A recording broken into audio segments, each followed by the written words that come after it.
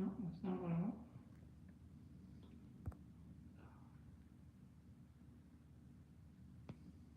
Orientation is locked. Rotate device back. Can you do a different orientation? You can't do.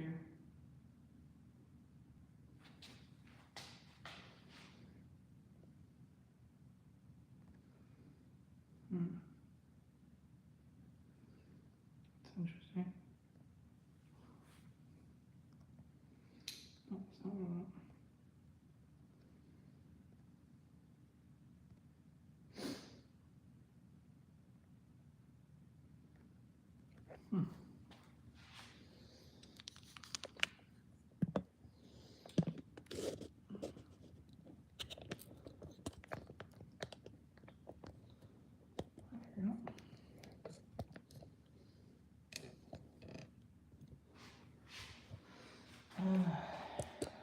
Ta-da. What's up, guys? I'll get you set up.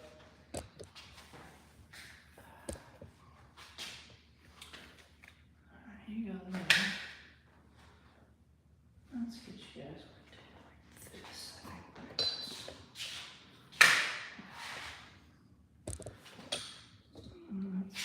That's best.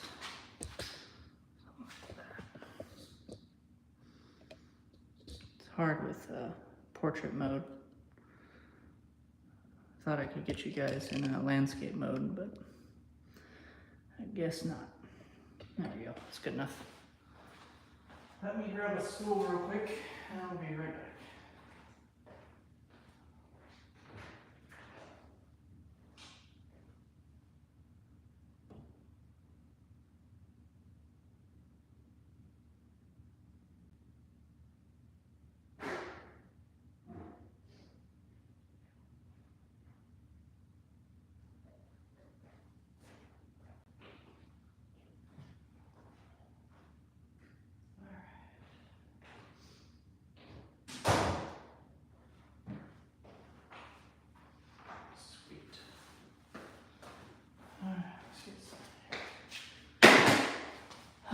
What's up, guys? Today we are gonna go back over this thing. The other day I was checking the carburetors and I checked the intake valve clearances and they were okay. I had some specs that I was going by that was kind of a hybrid. It was a hybrid between the Haynes manual and some other recommendation on forums.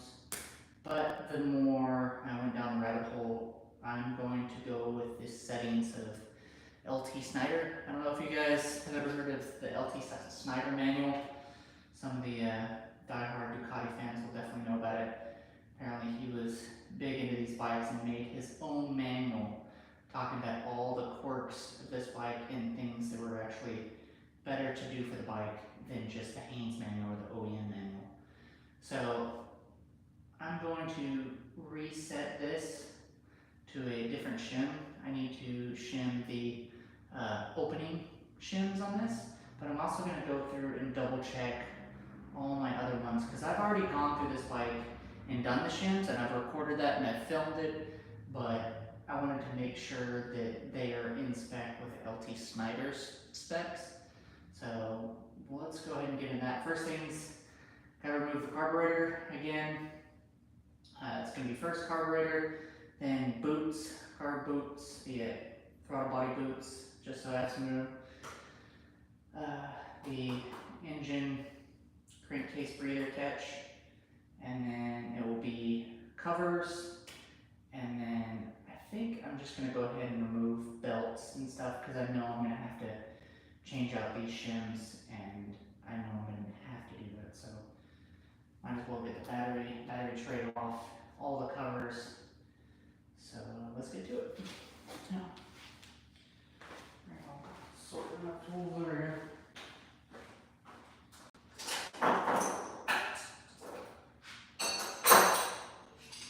It's kind of surprising I actually can do quite a bit with just a handful of tools.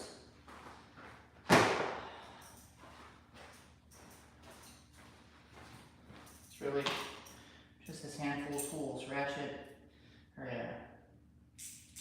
with a number 5 Allen, a 22 and a 12 offset wrench, a 10 and an 8, and a long Phillips head screwdriver. That will allow me to get all this done, which is kind of cool. I don't have to bring a crap ton of tools with me. First off, let's get the battery disconnected. Get that out of the way. Negative always goes off first.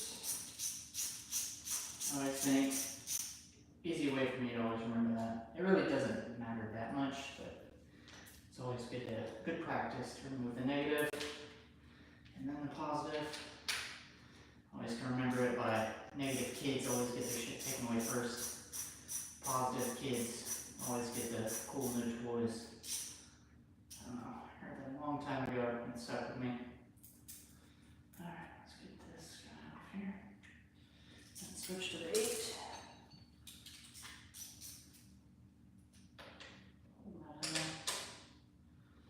I really enjoy working on these bikes because there's not a lot of random Allen sizes, star sizes, sockets, bolts. It's really just a couple. 8, this 8 size bolt head is a lot on here. So that's nice when you just have one size to worry about. And battery holder. Battery out.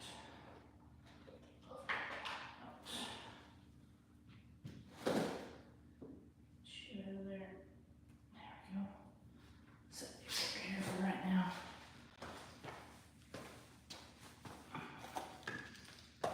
One of my buddies told me never set batteries directly on the ground because it can drain the battery a lot faster that way. I had no idea that was a thing, but it totally is. So if you ever have to set your battery on the ground, make sure you set it on top of some wood or something. Helps the battery not drain as quickly. I don't know if it's like that for lithium and stuff, but lead acid definitely makes a difference, which is kind of crazy. You set these nuts back in the battery itself. Anybody out there have this bike? Is that why you tuned in? Let me know what you think about it, because I don't know if you can see in the background. I currently have 2 of them in the garage. You can see that one right there. This one is a friend's that he was like, hey, it's sitting in my garage for a long time. You mind getting it back up and running? I was like, yeah, let's do this. But after working on it for a while, I loved it so much that I found another barn find. It was a true barn find. And I went ahead and bought it, got it shipped here. Is it this one? No, it's not this one. It's the other one. And got it shipped here.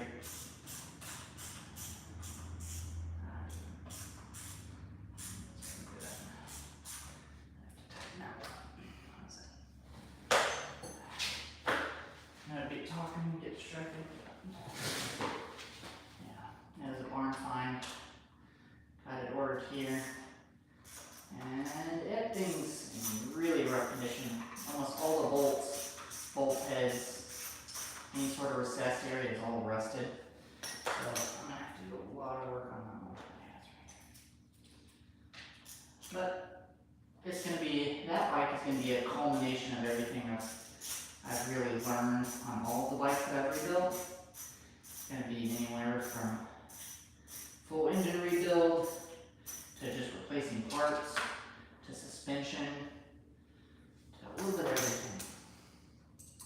So, kind of excited, but a little bit intimidated because it's going to take a lot of work to get that one done.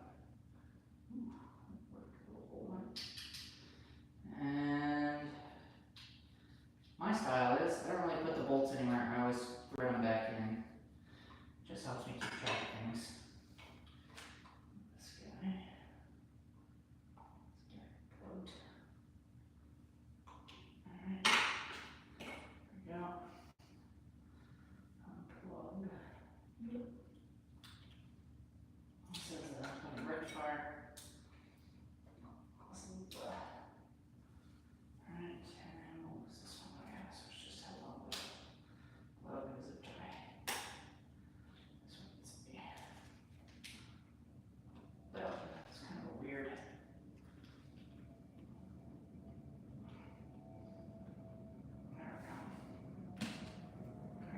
tray and rectifier removed. Set that off to the side for now.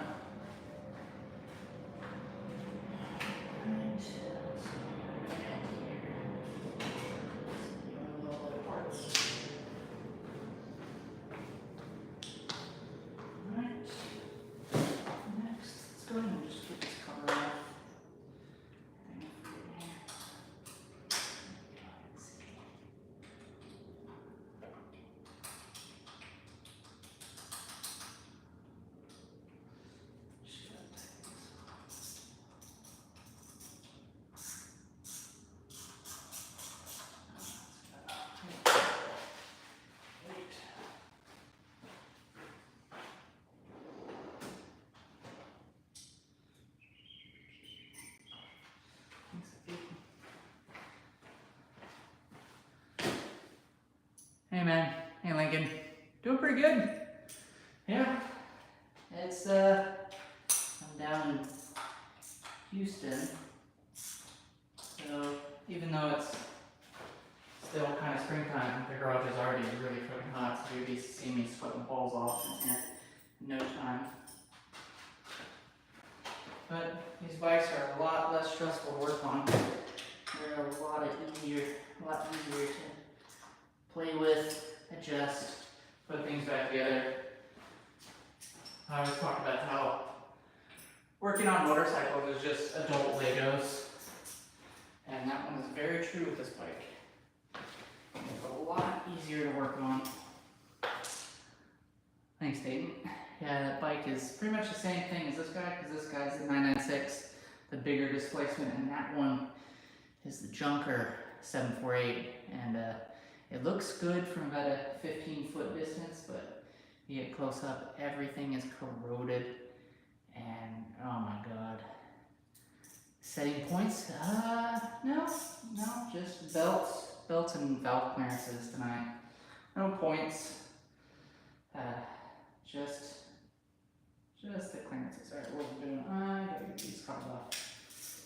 I don't even know if this thing has bolts. This thing has a stator. So, I don't know, I thought it was just the older bikes that had points. These guys don't have points, do they? It's just since it's a stator, right? The rectifier and a stator.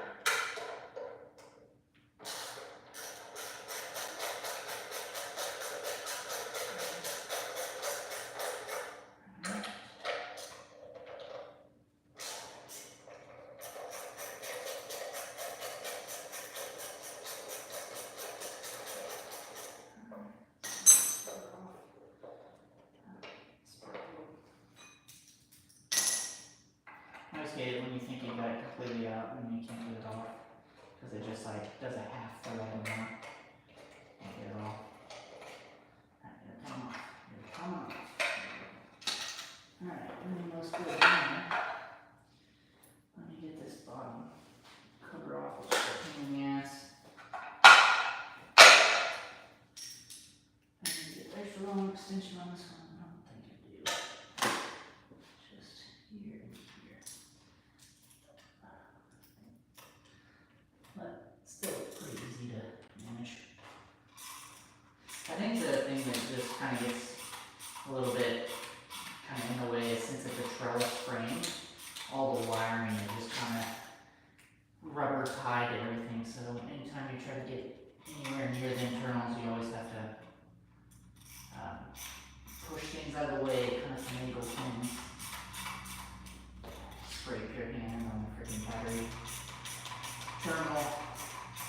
Oh, this is a really long one. This one that goes into the crankcase pretty far. Grab out this one.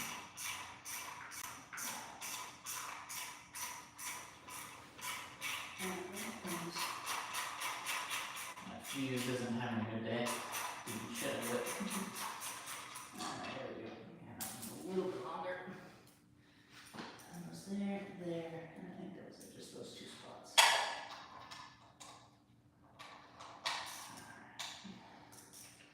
Now there is a trick to getting this bottom cover off, because you have your, I think it's the position sensor, or this is the oil temperature sensor, I'm not sure. There's a sensor right here it kind of makes getting this bottom cover off kind of a pain in the ass. But I watched you guys remove it really easily, so I'll see if I can do it this time, because last time I ended up taking this guy off. I don't know if you can see that, and ended up taking him off. So we'll see. See if I can finagle it this time.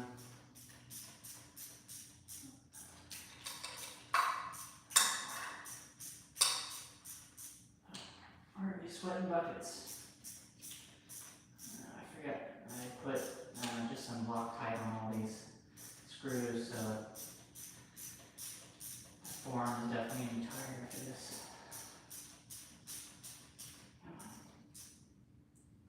Oh yeah, do you guys have any recommendations for tools? Because I have old Husky, Home Depot Husky tools. All the ratchets are dying out. Everything's getting grody, slipping, not fitting right. Has so much play in it now. And I'm looking into getting just like a full kit.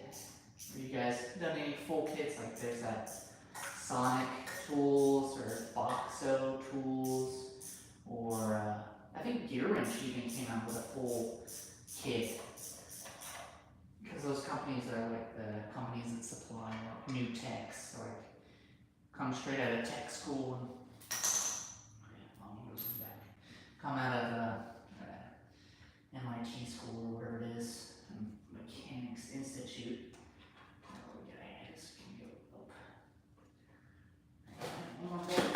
There it is. I need to find it somewhere. Yeah, I'm close to. You know what? Screw all these tools. You guys are slowly falling apart.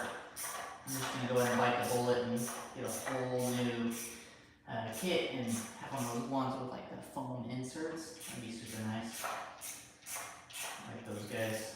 Just so you don't lose stuff. I'll show you guys here in a bit what I have set up for my tool set. It's just a big table and it's got 2 drawers because I really, in motorcycle wrenching, I haven't needed that many tools. And most of the motorcycles I work on are metric, so I don't have metric and SAE. I just had metric. So, alright, so along those, let's see if I can do this. Saw someone do it with this sensor in place, so let's see if I can do it. Kind of go down, and around. Alright, let's go right here. Spark plug wire. That's really in the way. Let's see here. Alright. This wire rope is kind of in the way. Up.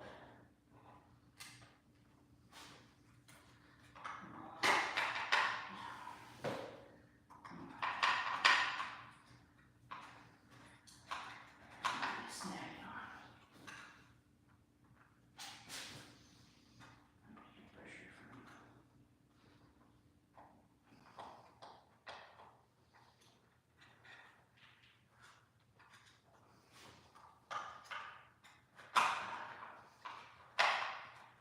I don't want to take that thing off because I used a new copper crush washer on it.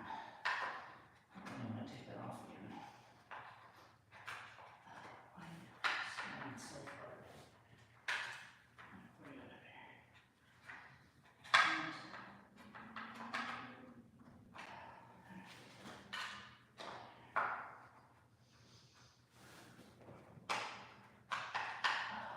I'm gonna have to take that sensor off again. I thought I was gonna have to take off this damn sensor, but looks like he wants to. Maybe if I go over it first, maybe that gives me some clearance, but I can't really get over it first. Wait, this feels good. I think it might. Alright, so.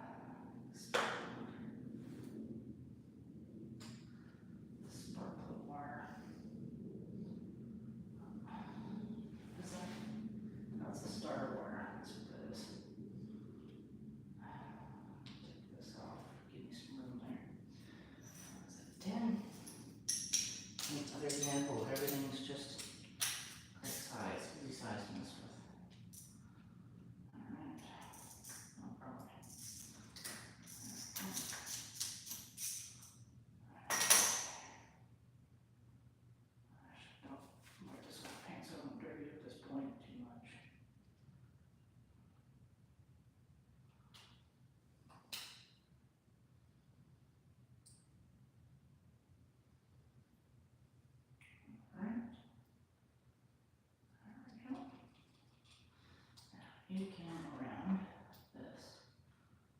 Down. So it's positive. Yay! Look at that. See how clean that is? This is the second time I've had this stuff off, and I cleaned the inside and outside of everything, but I think I'll wipe these down again because it's been ridden it, I don't know, a couple times, and whole reason why I'm doing this is because he had some intake backfires, but while it's off, I'll definitely give it another nice clean. Alright, so now, while I'll cover it off, let's just set these aside real quick. Someplace safe. There we go. Alright. Now that's done. Let's see here. I want to line up everything and make sure nothing. Actually, I'm gonna just get that there right now. You're good there. Put you up here. I'm going to spin the motor over a little bit and make sure I can get it to line up. Let's see. Hold it.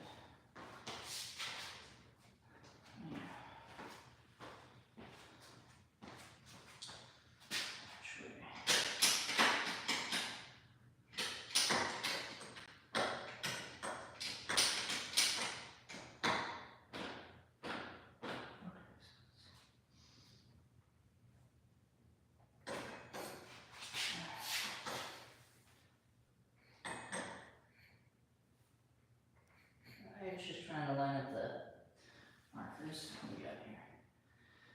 I don't think that's it. I think it's the next one. That's compression. There we go. Is that the one? That actually is the one. Right there. Alright, so it's top, has horizontal top dead center. Make sure everything lines up. That lines up. That lines up. These line up on the outside, these kind of line up on the top, or just a little bit. Those are good. That's good. That's good. Yeah, nothing's jumped. I left new paint marks on these pulley tensioner nuts to make sure if those backed out or something, I know there's a culprit somewhere, but everything looks good, so it's positive. I'm going to go ahead and take off the belts before I take off the carbs and stuff. That's why I'm just over here. So let's go ahead and get these off. First belt to come off is the horizontal. And then once I get the belts off, I don't really have to worry about positions and things like that. So best thing to do is you want to hold that tensioner in place and loosen it with the 12. Don't just take a 12 and loosen it, because this tensioner is actually threaded into the case, and if you get that thread unlocked a little bit, it could cause havoc later on when you're trying to tension things. It could be loose. So just hold on to it, and then use your 12 to break loose. See if I can get this in more of a push fashion.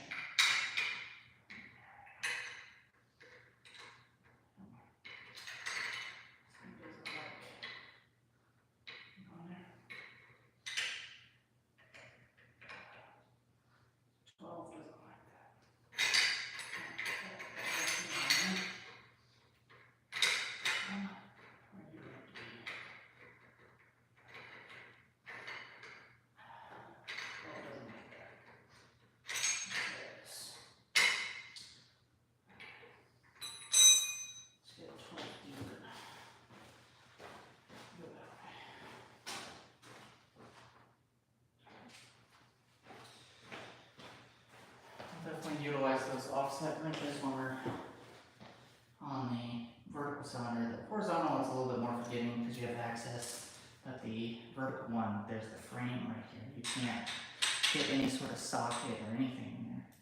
So let's see if we can just do it with this 1/4 inch. Appreciate that.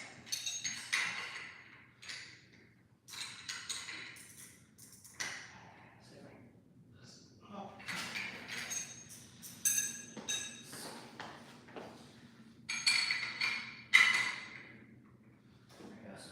Blocking your music. Nope.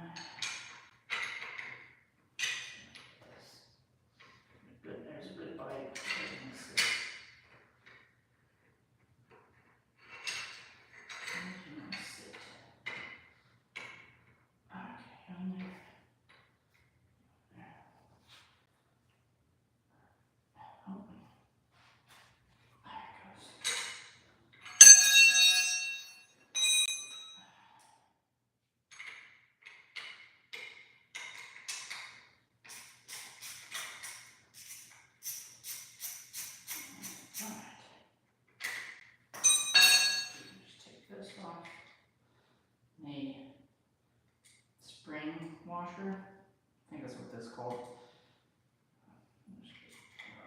There it is. Got a spring washer on that guy. It's just like a wave washer to keep tension on that. This is like a metallic red metal type nylon nut. Alright, so there's the pulley tensioner. It's a bearing thing. I cleaned this out once and it feels smooth. It's not loose or anything. It feels good. So I think we're still good with that. I'm gonna go put this on the table real quick so I make sure I have everything. And then I guess I can just go ahead and take you off. Just set you over there with me. And I already refreshed all the marks. I don't really put marks on the belts because it's kind of a moot point. More important thing is to know where the pulleys are. This is going to be, that's going to be there. Right. Good old tape to mark things up. This is going to be horizontal. There's a big H on there for the horizontal belt. I love brightly colored tape, especially when taking apart bikes, because you run into a lot of stuff trying to mark things up and have no idea where they go if you didn't mark them up. So I highly recommend you do that. And then putting down this blue tape, or blue paper, and writing stuff down. So this is the horizontal pulley. Horizontal.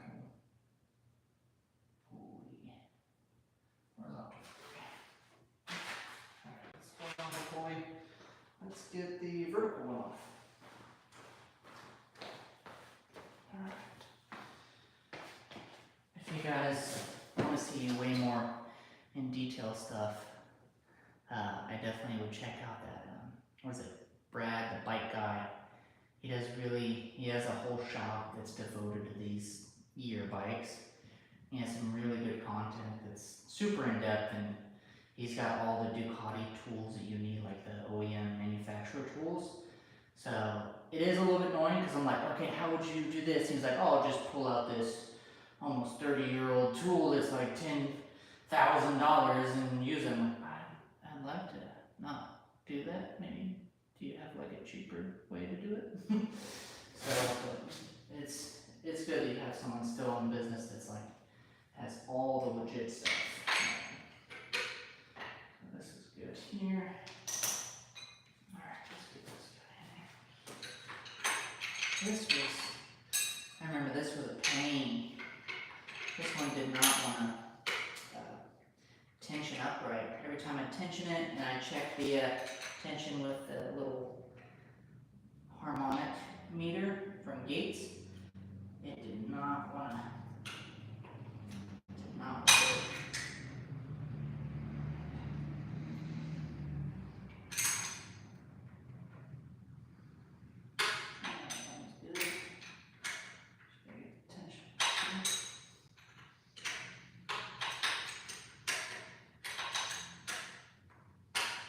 Yeah, I never had to use offset wrenches before. I always thought it was something more like based for automotive, like cars and stuff.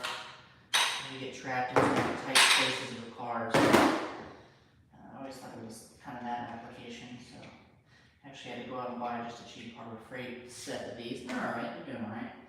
But I haven't had to do that with any other project. So it's kind of nice when you start a project and you have to buy new tools for it, but it's also like, I'm buying more tools just for this one bike. Alright, I'm going to put these over there real quick. Let me put this belt on. This top cylinder has some pressure on it. Let's see, get you off. And this is the back, pulley goes all the way to the back. You thread it up through here. These belts are real skinny. They're pretty tiny, but I got these brand new OEM Ducati Gates belts, not just the Gates belts, so because apparently the The ones straight from Gates aren't that great, but the ones that are Ducati branded from Gates are the better of the two. So if you have to get belts and you want to be OCD like me, do Ducati belts. This is vertical. Alright, it's vertical boy. Alright. So the belts are off. What else? We got those guys off. Those guys. Everything sounds good. That's good. And it feels nice and loose. Okay. So now I'm going to go ahead and get the cover here and the carpet off. And get something to cover up those intakes. Always cover up your intakes. I've seen a couple videos, and actually I've seen a buddy drop a screw into an intake and it just straight down to the depths into your cylinder. So always cover things up. Don't mess around with that. Oh, we got an 8. It's 8. Let's see if I can get it. Just going to remove it from here. No, it's here. It's this guy. No, it's a 7. I'll have to do a flathead with that one. There's one tool that I didn't bring was a flathead. I feel like that's definitely the one tool that's dying off in, I don't know, motorcycle stuff at least. I only encountered them in hose ties or anything like that, but even hose ties, you can still get it, what is it, a 7 on them. So, I mean, I'm always curious why you always see plates and stuff in your home, your electrical outlet plates always have flatheads. Does anybody know why that is? Is there a reason why there's flatheads always securing electrical outlet frontal plates, like the face plates? I do not know why that is. I got 8. Get these 2 screws. So this is the crankcase breather catch. So this is just like it catches off gases from the crankcase, puts it through the intake, but it's got a little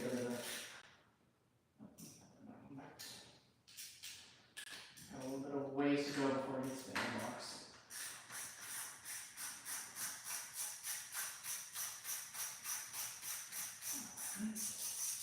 And these are held in with those rubber nuts, whatever you call them. Almost like windscreen nuts, where you push them through. It's a nut that's encased in rubber with a little lip.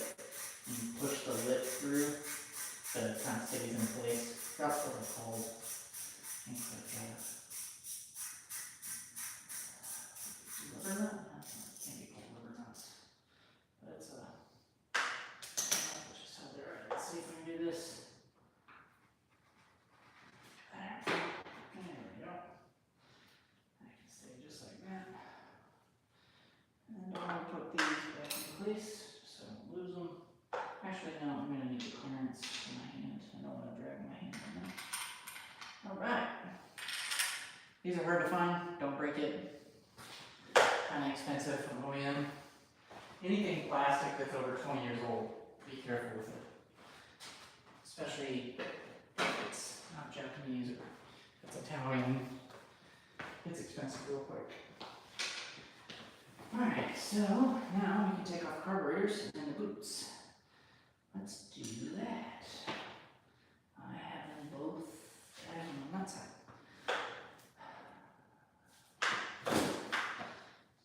Oh, so has anybody else got a project bike that they're desperately trying to finish on the weekends? I've seen a couple people. You know what's really interesting? I constantly surf YouTube for motorcycle rebuild content, and man, YouTube is really pushing new channels. I have seen nothing but channels under 500 subscribers.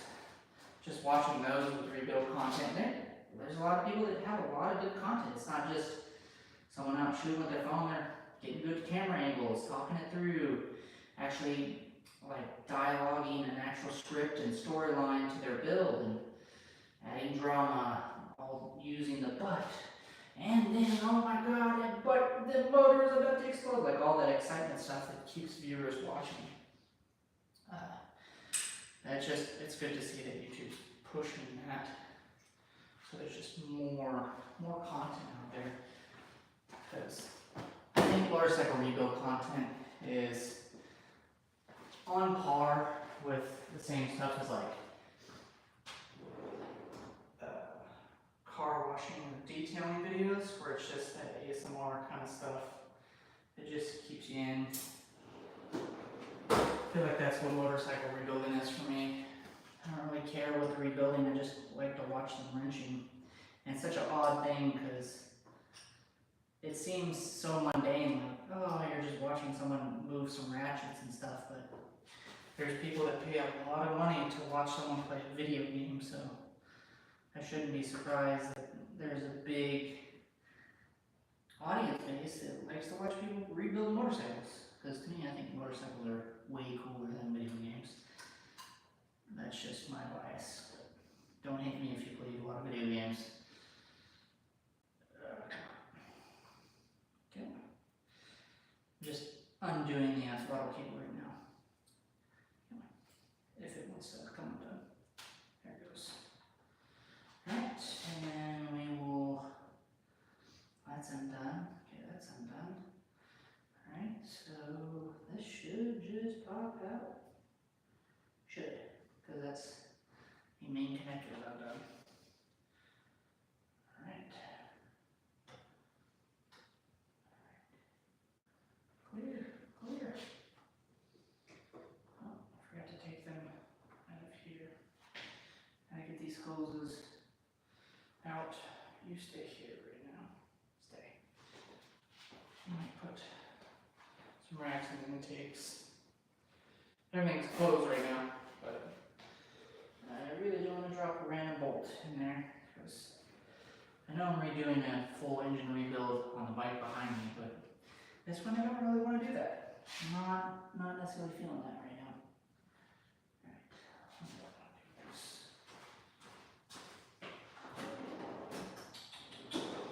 There's this wire that holds the fuel line in place, and it's got a sharp edge to it, and it's the dumbest thing I've ever seen. It's like, who thought that was a good idea? So I always bend it out, so I get the fuel hoses out and I squeeze them down, make sure that they don't get damaged. And you can see we redid the plastic fuel connectors. On the OEM bikes, they're these plastic fuel connectors, but again, reading through the forums, people are like, oh my god, just get new ones. We've seen bikes burn to the ground because those connectors went out on a hot bike, and then it just burned to the ground because it was just dumping out fuel directly onto the fire. So I was like, you know what? Let's just go ahead and replace these with a metal setup. Oh god. Let's switch over here. Always get stuck right here. This hose. There we go. Throttle bodies are removed. I'll be needing to clean these too, but the other day I was messing with this. This is the TPS sensor. This is what actually measures where the butterfly valves are. And I was messing with it, trying to whatever, and this plug just pulled out. I was like, oh, that's not good.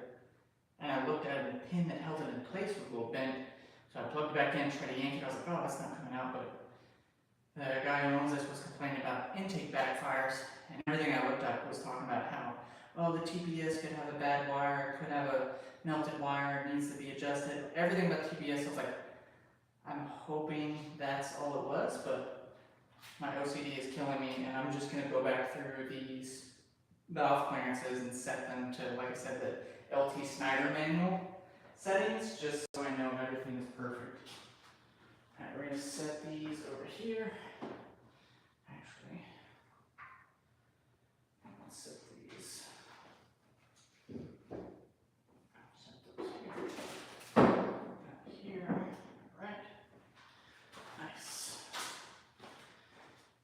got a few more things to remove. Yeah, I'm just gonna go ahead and remove these boots. These boots just get in the way. And I always accumulate tools in my pocket. I always have to kind of like reset, take things to the bench, make sure I don't trip over anything. So, again, I'm just trying to make sure I got everything. Let's see here. These guys. There. I won't need you or you. Let's see here. There. These sockets are okay for right now. I don't need you. I need you. Okay. Let's see. That's good. I got 10. This is 8. 10. 10. That's it. 10. Okay. I think that'll be good. I think that'll reach. You can get my hand down in there. And then I think I need the 10 socket. Okay. Alright, I figured out everything I needed. Did my shopping list of tools today. I don't need this one anymore. It's like one of my biggest pet peeves is just when people have their desk just completely full of tools everywhere. I'm like, oh my god, how do you get anything done? What was it? The 10 here. Do I have a 10 in my pocket? A 10 in my pocket. This one. There, 10 there. Yeah, I think we're good. Yeah. Sweet. Alright, let's go ahead and we'll take this one off. This one takes the longest. Kind of pain in the ass. You can't get a socket in there, and I don't have the ratcheting box ends or whatever it is. I just have the old school one, so I can't get a socket in there. So it's just like, I gotta do this one by hand, and all these nuts are that nylock style, but the metal tabs, but it's still like the whole resistant to backing out, fully backing out. So you have to go through and make sure you turn them all the way off, which is a little bit time consuming, but luckily there's only 8 bolts. And there's only 4 that require this kind of tediousness. So there's one. Be careful, don't drop these anywhere. Especially in the intake. There's one.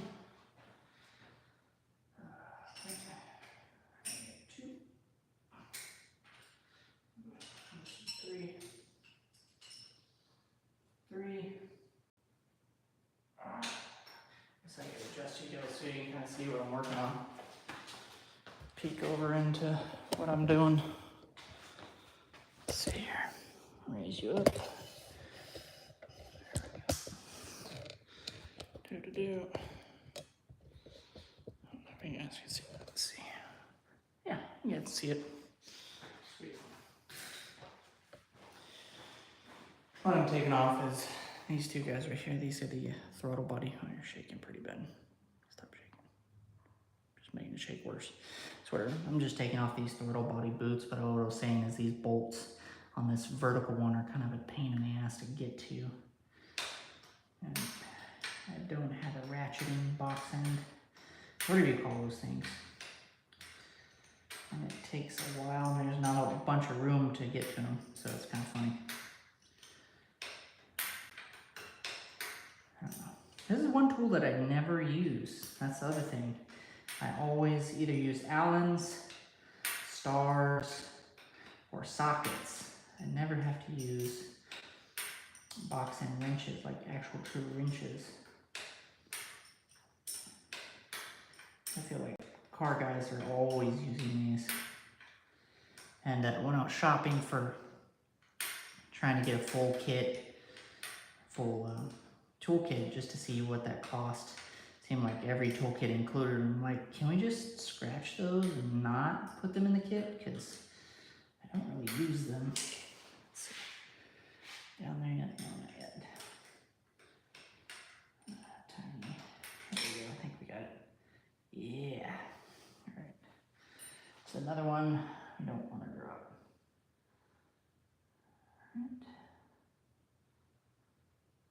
Oh, there it goes. Gotcha. All right, cool. Now we got 2 more on this guy, 4 more there, and then it's just plates. And I'll take off the valve clearance plates when I get to them. I won't take them all off at once, just make sure dirt and dust don't get in there. Anybody say anything new? Nah. Well, what's everybody up to tonight? Everybody have a good Easter weekend? Anybody find anything special on some eggs? Or go out to the fields and have fun with your kids?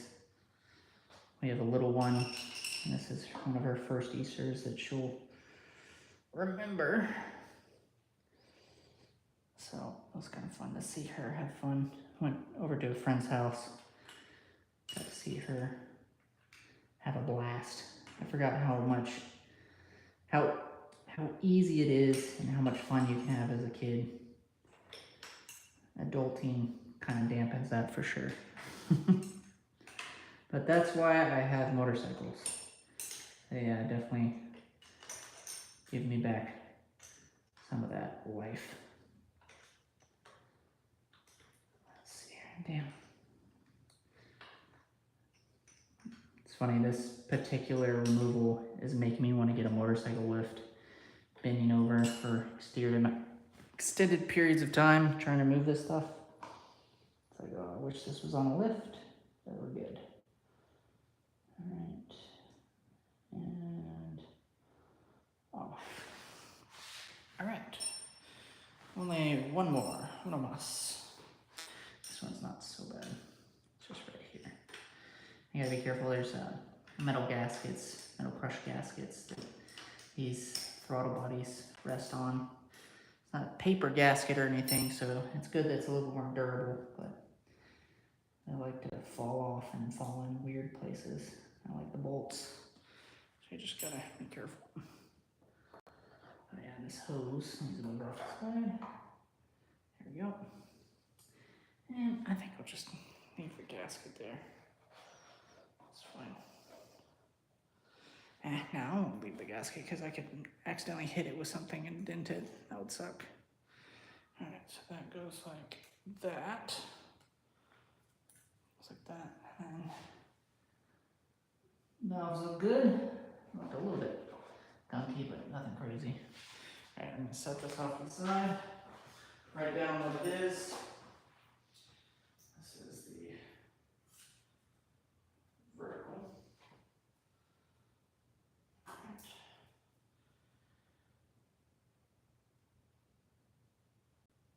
Vertical boot. A boot. Vertical a boot. And then let's get the horizontal boot off. Let's set these nuts right here. Get those right there. Now, if I remember correctly, I can get a 10 in there. I think I can. How did I do that last time? Let's extend it. This. Let's extend it like this. And then, where's the extension? Where are you? There you are. Alright, let's see if we can do this.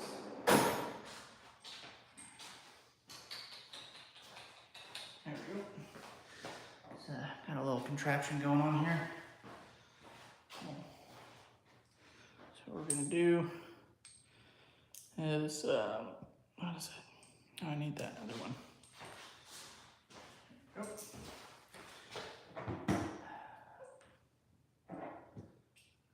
Yep. No, that's not what it is. Just need this. What am I doing here? I don't need that. I need this.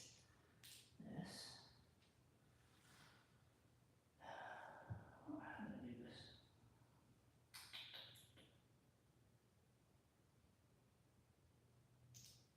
That's what this.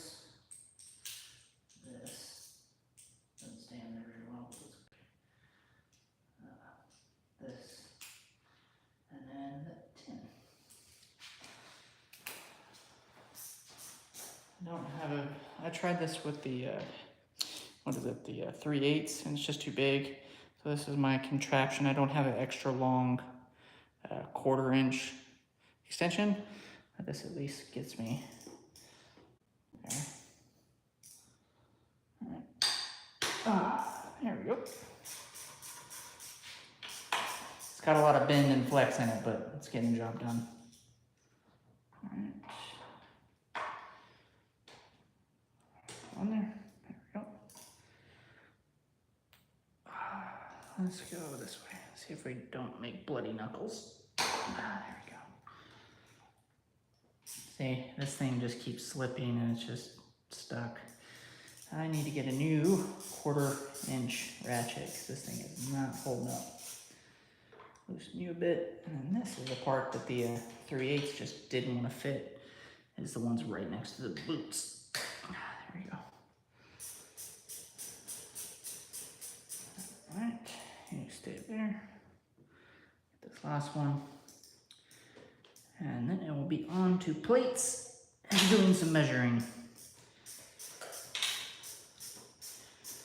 That's kind of crazy. The first time I did this, it took me almost 3 days to even just get to here, because when you're making these long videos that you guys have seen on my channel, you have to stop every time, take a shot, okay, stop, reposition, take a shot, reposition. So in the finished video, it looks like everything's going so fast, but it actually takes so much time.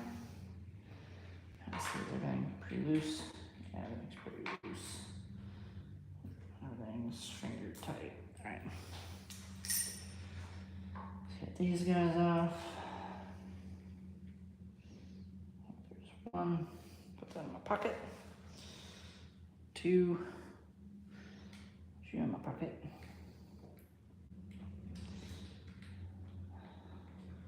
2. And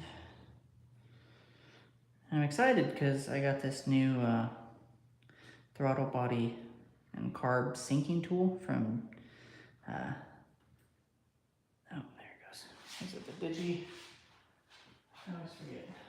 The Digi-Sync? Yeah, Digi-Sync. I'm excited about using this guy. I haven't even opened it yet.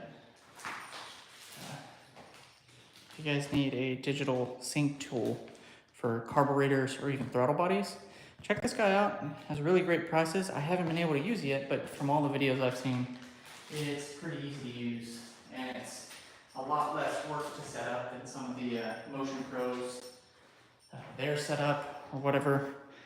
But I'm excited about using that because there's been several bikes that I've rebuilt, ran. I was like, oh, it's maybe the power commander that's doing something, or maybe it just needs a dyno run or blah, blah, blah. But I never thought to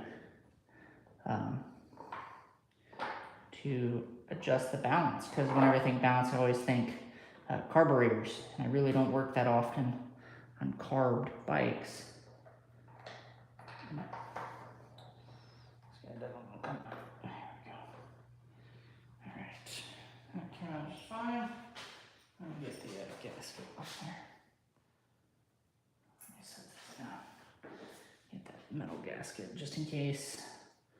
Gotta be careful with these things because if you put a dent in them, they're not going to seal that well. That's a downside. They're not like paper, but paper, you have the downside of, you have the risk of tearing it. But these, you have the risk of denting them. Let me see in there. Let me see. Yeah, that looks fine. Does that look good? Yeah. That looks good. Okay. So let's put this catch tank. It's kind of interesting. It has 2 catch tanks. It's got the radiator reservoir right here, but it's got an overflow tank down here. So I don't know. It's kind of a first. It's got 2 tanks. All right, so all that's off, which is good. Next thing I'll probably do is just do the top plates. I already know what the measurements are on this one. I'm gonna take this off the exhaust one on and redo the measurements on that. And I'll get the measurements I need to set it to the LT Snyder spec. So So maybe I'll go ahead and get that one taken there. Get these bolts out of my pocket. These nuts in my pocket's gonna feel. And write down that is the horizontal. Horizontal. Okay, horizontal. All right. Let's see here. Yep, that's good. What do we got in my pocket? A couple of contractions. Put these back. Actually, I'll need this. I'll need that. I'll need this. Okay. And put a 10. Just reorganize my toolbox so it's a little bit nice and clean. So I'm trying to keep it that way. Because I only have 2 drawers to work with, so I don't have one of the big stand-up tool chests. So try to keep it nice and clean.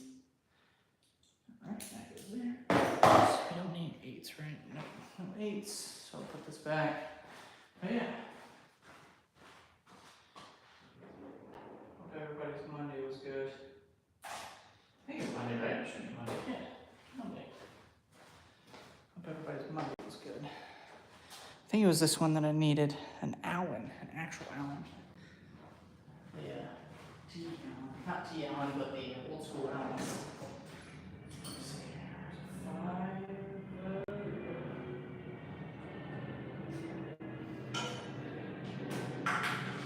Perfect. All right.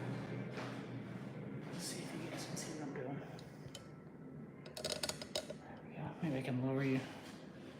Check this out.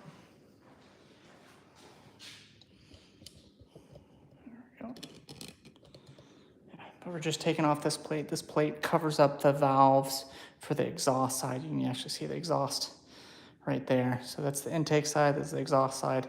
It's not like in a traditional bike where the top comes off and you have the overhead cams. These are technically overhead cams. They're above everything, but it's just the measuring ports are on the side. Let me see if I can get in there real quick. Which ones I can and can't get to with this. Just a socket. This one that I can get? Nope, it's this one that I can get to. And even when I'm able to get to them, it's still kind of a fuss.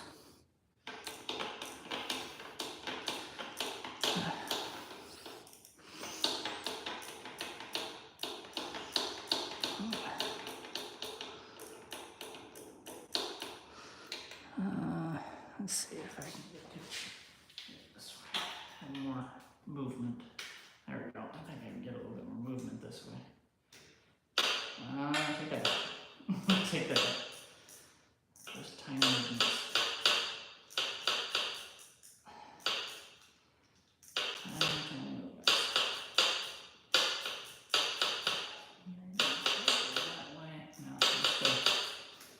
Just again, tiny movements. Take off this side. But yeah, this trellis frame and everything, it's a lot of bounce and hit points for ratchets. And you gotta watch out, there's a lot of spots where you're ratcheting, you're like, yeah, I have plenty of space, but then you can't get the ratchet out. I've done that a couple times, and I'm about to do that right now. As I was saying it. Because there's a linkage right there. So I'll get those out as far as I can. Switch over. See if I can go up under here and get this. Yeah. There we go. Oh, this one actually is the easiest. Got the most amount of room.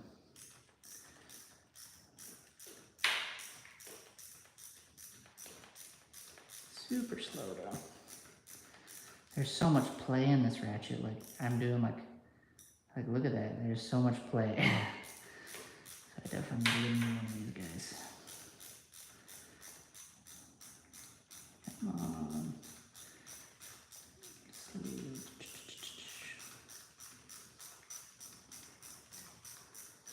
There we go. We got one. It's got a little bit of oil on it. That's okay. Because these splash around oil on there. So we get that top one off. One that doesn't have a lot of room. I think that one. It's also going to do the same thing. I'm going to run out of room. Can I get it from here? Pass. Oh. And that through here. Survey says maybe.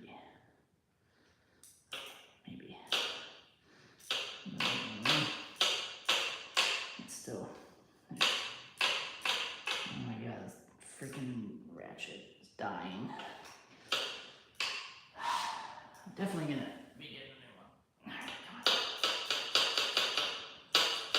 If you don't like banging sounds, just mute your thing. What bike brand is the best? Liability was. Ooh. I mean, it's kind of echoed, but Honda is always good. It's just Honda didn't really ever change their models. Like I love sport bikes, so I know sport bikes. Their CBR 600R, pretty much their 600cc motorcycle, that thing hasn't changed since 2007, so that's almost 20 years and nothing has changed on it other than bodywork, and that's about it. This most recent year, they changed the dash to a digital dash, but that was only for European countries. But I like Honda because there's just so many parts available and they're relatively cheap. And I think runner-up is either Kawasaki or Suzuki. I was talking the other night, talking about how everyone's go-to is the Suzuki GSX-R. It's like the go-to sport bike. But if you see on my channel, I actually rebuilt one of those. And finding parts was a little bit harder than I expected. I couldn't get a lot of parts directly. Like there was a lot of OEM parts that I was having trouble getting. I try not to order OEM parts, but when I did want to order OEM, it was kind of hard to get them. And then also eBay, I was having trouble finding good condition parts. Like there was parts, but they were broken or burnt or spliced or messed up because they've already run through the gambit so much. They've probably already been on like 4 or 5 project bikes, and then those bikes get stolen and then reported and then taken to the junkyard and then parted out by someone. So GSX-R 600s and 750s, the older ones, it's hard to get parts for those older bikes if you're looking for something. Reliability, they're good for reliability, but it's just, I always think about the parts aspect of reliability is kind of a two thing. It's like, will it ever break? But also you have to think about when it does break, how hard is it to fix it? Is it expensive to fix it? Like one of my friends has a Lamborghini, and it's like, he's talking about how his Corvette, he had an not older Corvette, like the model just before the newest one. And he loves it, but he had to take it in the dealership so often. But he has this new Lamborghini, the STO, and he really hasn't had to do anything with it, and he's driven the shit out of it. And he's like, I don't want to say it, but I dare say that Lamborghini has better reliability than my Corvette. And it's like, man. But on the flip side, might have better reliability, but like I said, there's a 2-part thing to that, and reliability is cool, but once it breaks, how much does it cost to fix it, and how easy is it to find parts? But yeah, I like Honda, and I like Kawasaki. Kawasaki, there's always bikes. When I was shopping around for other project bikes to work on, I always kind of price out parts. OEM prices are pretty good. Like, they weren't exorbitantly expensive, but there are some who weren't like stupid cheap. So I actually like Kawasaki and Honda the most. But those are kind of my 2 picks. And this is, strictly speaking, somewhat modern sport bike. So that's like 2008 or 2007 and up. Older stuff, I don't have that much experience with older stuff. This is one of the older bikes that I've worked on these. But I still consider these guys pretty modern. Like they have fuel injection, they're small, they're light. There's not a lot of wiring to them or anything, but I still consider this particular model modern. But yeah, with the Kawasaki's, I don't think they really got fairly modern until after their 2007 kind of range. Their 2007 ZX6R was like a boat. I had a couple friends who had that thing. That thing was huge. Let's see if I can get this in here. Come on. Oh man, this thing is... How did I get this thing out of here? Hold on, I'm trying to think. I forgot how I got this out of here because this Allen key is still super tight, and if I try to back it out, it's gonna get stuck on this pivot point. What was it? Did I go over top or under or something? I need a ball head T-handle to get to it, but let's see. Just do it enough to where I can get it by hand, but I put a thread locker on all these so they wouldn't back out, so it's gonna take a while before I can get it to just thread undone nicely. Let's see here. Let's see if I can just do this. Okay, but I'm gonna need that access. So let's see here. But yeah, I totally recommend Hondas and Kawasaki's for stuff. The best reliability. Yeah, I definitely wouldn't do BMW. I rebuilt, you'll see one of my most recent ones is rebuilding a 2024 S1000RR. I couldn't get rid of that thing fast enough because it was nothing but bad news that I saw on the forums and Facebook groups of those engines blowing up.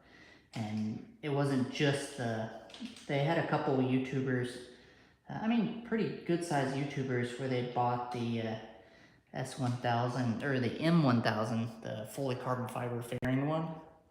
And I think that one had something titanium, whether it was the valves or the rods or something, and it was titanium. They had catastrophic failures, like blow a rod through the engine. Like it wasn't just, oh, maybe spun a bearing, everything's okay, just go replace bearing. Like blew a rod out the case, kind of catastrophic failure. And then, so that was the M1000s. That was the first kind of smoking gun of like, oh, something's not right with these newer models. Let's maybe wait on purchasing.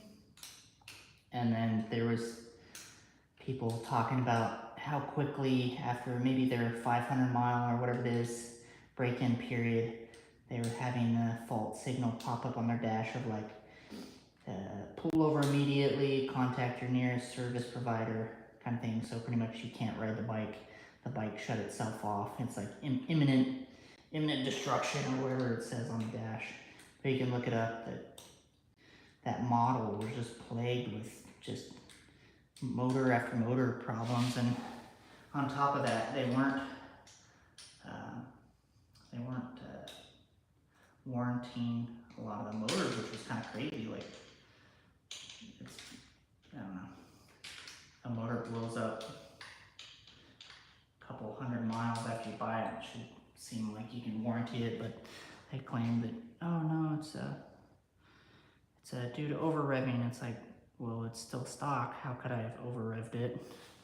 And yeah, there's people doing Brent tunes and stuff, and they're like, oh, it's Brent tune's fault. But he's like, that was an add-on, and a lot of people didn't want it. So some of the people that had catastrophic failures, that definitely wasn't the reason. But figure out something else with this. This is needs something different. Needs something tighter. Yeah, let's see if I can just do it with my hands with the wrench itself, because that's super tight. Let's see if I can get this off. Any Ducati techs out there know how to take this off successfully. This tight ass tape, like, look what happens here. Like, there's no space right there. So I'm just gonna try and Alright, let me see if what size is that? 6 or 7. Nope.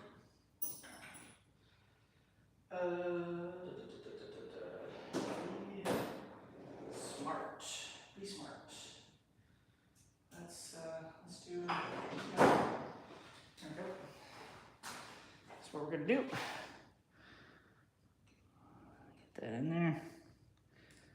Wind up.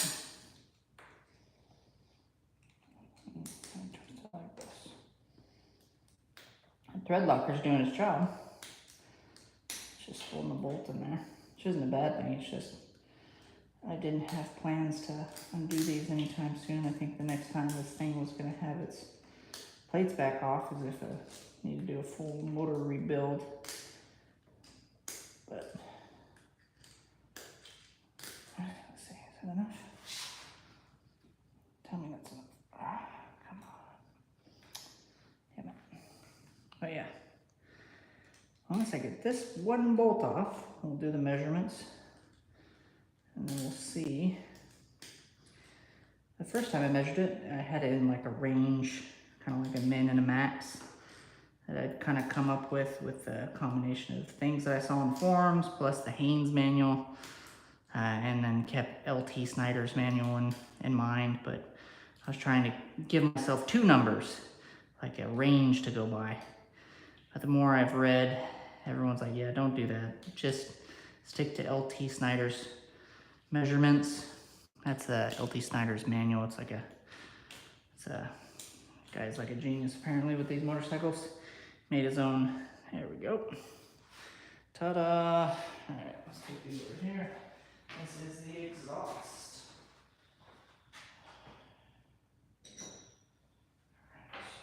Get those bolts over here. And now we can finally take some measurements. All right, bolts. Sorry, my nose is running from leaning over that long. Yeah, that was a sketchy tape. That. I don't know. This goes here. These guys can kind of move. And I'll get my measuring shims. I'll get to do some stuff. I'll have to re-record my shims or my measurements because I took measurements already, did the whole job, but I'm retaking everything and double checking measurements. So I want to have that spread. I want to have a direct measurement. Alright, so first, gotta get in there and get the opener, or not the opener, it's the opener shim, which is on top. And so I slide it in there. It's a little, it looks like your classic bucket and shim. It's kind of set up a little bit. I'll measure those two. And then those are the easy ones. And it's the ones where I have to use a 3/8 extension. And what is that? A 12 millimeter. And I use that to push on the rocker arm. It's not truly the rocker arm, I forgot what it's called. But you push down on it and that gives you the clearance of the closer shim.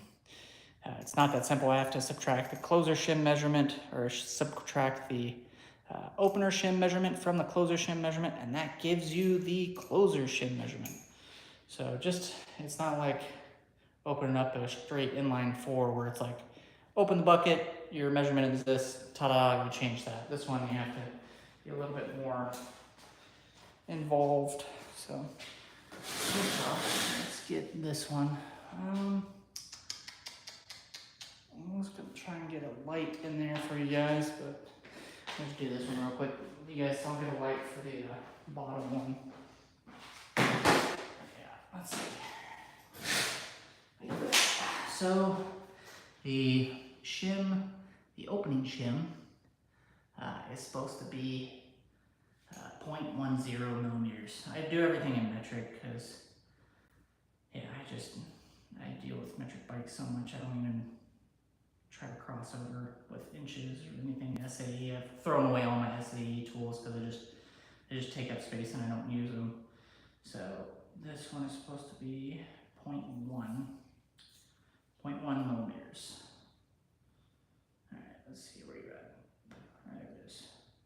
So it's supposed to be that, but we'll go 3 up. We'll keep these 3. So let's feel what 10 is like. And this one's funky because you really gotta get in there like this. Make sure there's no pressure on anything. Oh, it's a pain in the ass to get in, but let's see here. No resistance whatsoever. So that's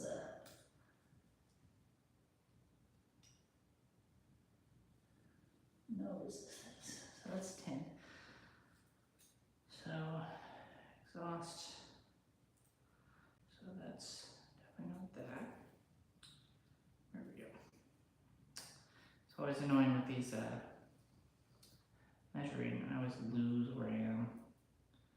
I just point there. I need point 13. Yeah, point 13. Try 13 or 15. Yeah, because last time I was kind of rushed, trying to get this bike done, so I thought I was getting good measurements, but again, yeah, there's just no resistance in that whatsoever. Make sure that my rocker arm's good, but just no resistance.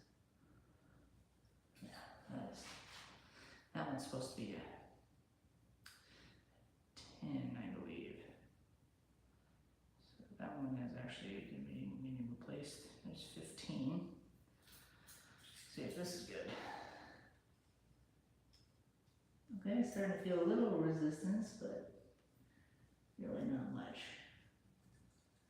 Not much. I should be doing both of the opening shims. Let me see. That would be the smart thing to do. I'm looking through this triangle back here. It's kind of hard to get to, but closing one eye.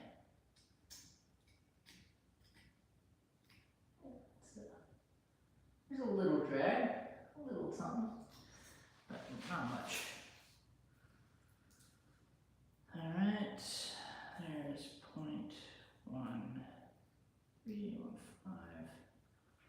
Need 7. There we go. 18. What do we have? 18. We're trying to get to that point where it won't go in.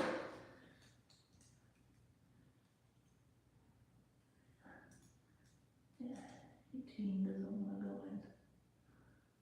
Does it? Oh, see that? Does not want to go in. So that means that is a 15. What about this other side?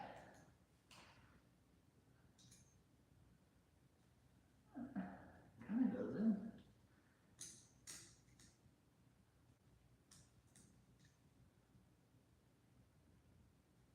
Yeah, it goes in. So it's kind of an 18. Let's go up one more. I think that one's an 18, this one's a 15. Let's go up to 0.20. It's actually pretty big. 0.20 does not want to go.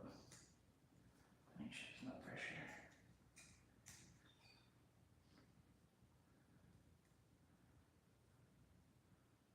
Alright, come on. That's like tight. All the guys I've seen working on these always have it off, so looks like what we got. What do we say? That's a 0.18. That's a 0.15 for the opening shims. So 0.15 on the left, because you always say left and right when you're looking at the bike when you're on top of the bike, and then so the left is 0.15 and the right is 0.18. So if anybody's listening, put that in the chat, so by the time I walk over to the table, write that down, don't forget it. Actually, I have to record this real quick. Kind of take you guys over there. See if I can get you guys stretched over there. I think you'll make it. Maybe. One more round of the extension cord. I got the phone plugged in, so it won't die on me. I have a bad habit of not charging my phone, so I was like, I can't be doing a live and everything dies. So let's see here. A little bit more. See what I got going on here. So I got this sheet. It says from, what is it, Desmo Times? And I forgot what the website is. I think it's, I guess it's Desmo Times. You can look it up, but I think it's called Duck something. But that was exhaust. Let me get this recording too. I'm recording with my camera too. This is re-recording measurements for the actually upcoming video. All right, let's see. Get this camera all set up. All right. And then adjust. All right. Oh, maybe 400. That looks good. ISO is good. White balance is good.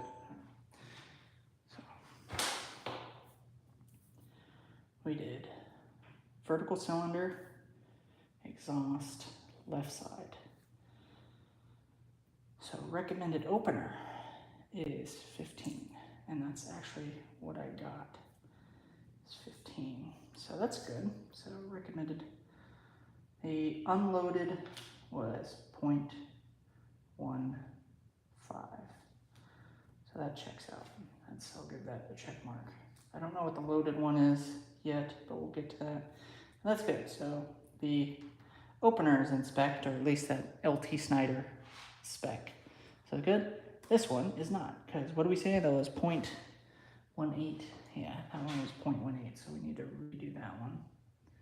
Point unloaded 1.8. So that one's kind of weird because it's one size up and it's a 0.18. All the shims that I have are in 5 increments of 5s. So that means I'll have to sand it down to get it perfect. I haven't done that with a shim yet because these are hardened, whatever it is.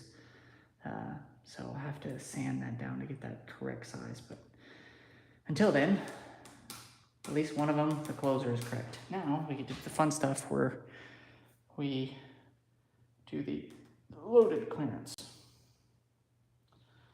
That I'll go over to next. Put this up a bit more. There we go. All right, that's done recording. So you guys got to see some behind the scenes footage there. I see that's the setup. It's really simple. I just use this Sony ZV-1. It's just a point and shoot camera, but I've worked with several different cameras like the Sony Alpha series. So that's like the, what is it? Man, it's been a while since I've used them. A7 IIIs and A7Rs, A7R3s or A7 IIIRs, and then some broadcast cameras and stuff. Anyways, what I was getting to is that little point and shoot camera does such a good job. It creates such a good image quality that I don't want to get a larger size DSLR or anything like that. That thing does everything that I want it to. It's small, lightweight, and creates a great picture, or the picture that I think is good enough for YouTube. Alright, so there's that. I'm going to put on a glove.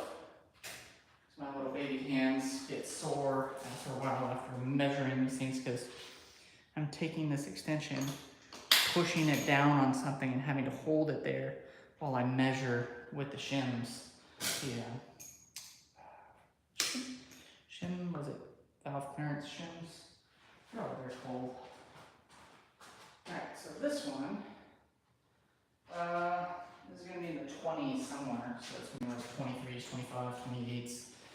Somewhere in there. This one's so awkward because it's such a hard angle to get to. You have to get it in this way. You have to measure. So I put on this glove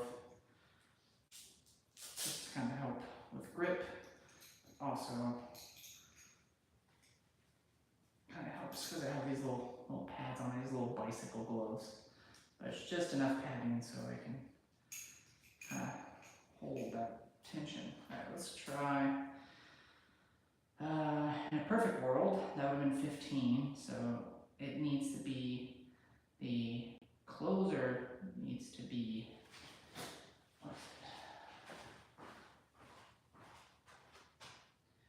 opener, closer needs supposed to be in like the 25-ish range. So we'll start with 0.25 and see where we go from there. I think it's going to be a little bit more than that. Let's just do 0.28 millimeters. Let's try that. All right, let's see if I can. I don't even remember how we got in here last time. Let's see here. How did I get here? Was I in this?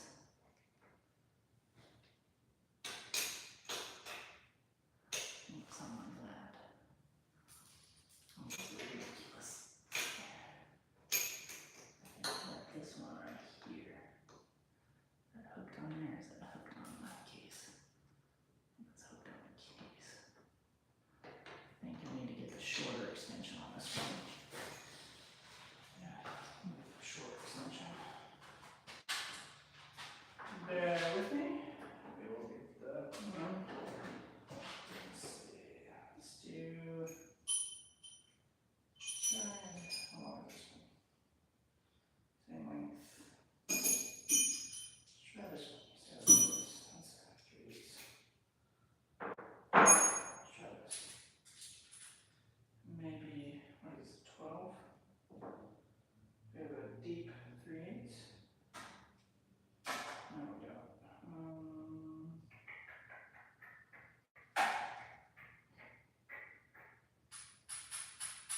Maybe I can go like this. That's pretty skinny. That's pretty good. Yeah, works. So we've done this. Got a smaller extension, but I went with a 1/4 inch deep socket and an attachment, so that's just enough to get me in there. Let's see. Let's hope. Let's see if we can get that in there. It's a little smaller barrel. Yep. Okay. Alright, so let's get on that lip. Ah, man, this is ridiculous. So that's just a little bit too long. On there.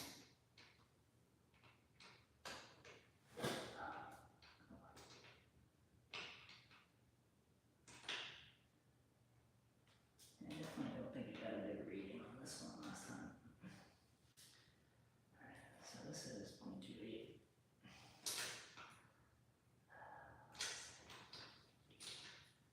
Let's see if I can check it from that angle.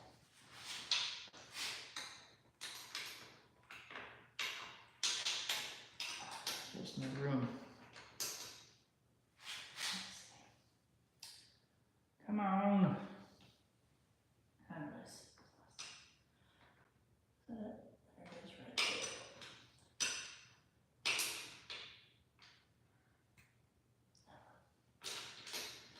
Alright, I might have to do a shorter setup. Let's go with. That's a small barrel. Small C-out head. Yes, hold this. What is the smallest it goes? See if we can get in there like that. There's a new setup. Just 3/8. What is that? 2-inch extension or something. And then I get there. I'm gonna do the far side first.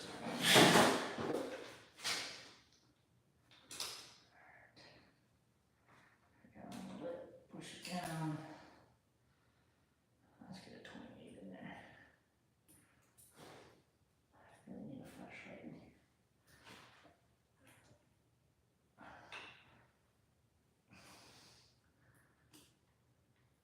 Let's see.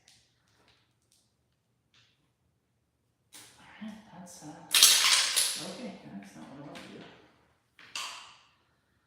Let's try 25. 25. That was a better. Excuse my brain farts. I can't remember how I got in there last time. I didn't know if I did a super long extension, but this interferes because I had to come that way.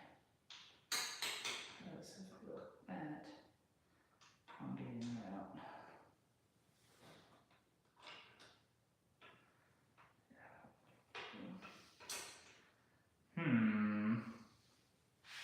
I don't know what to do.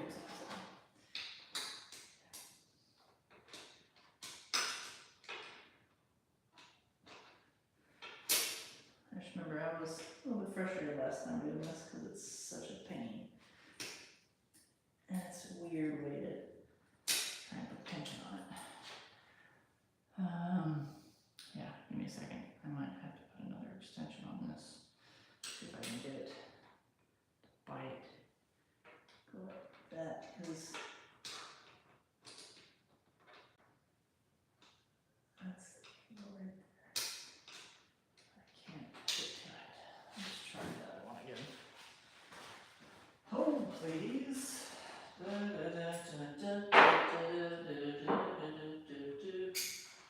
Try it. Super long. Let's try that. See if I can get out of this. And no, unless I go a serious angle.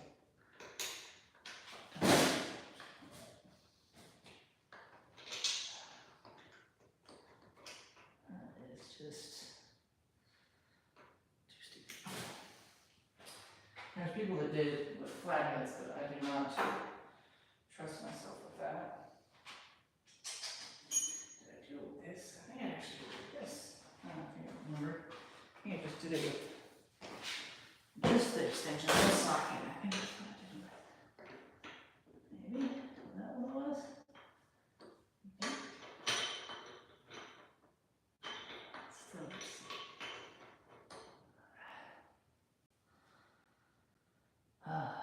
This live is just nothing but me trying to stick something in a hole, but not succeeding and just getting frustrated. I hope you can relate.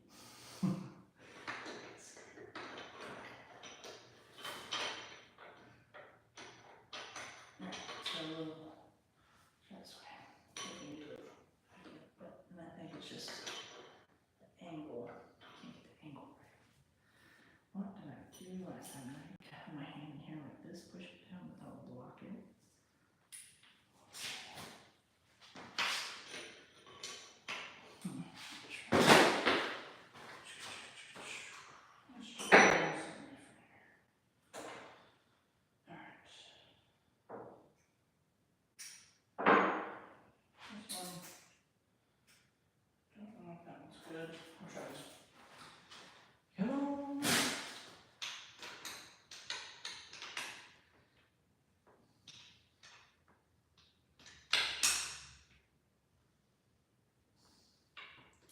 Can't get any leverage on it. How did I do this? This? I think I've got through here with it like that.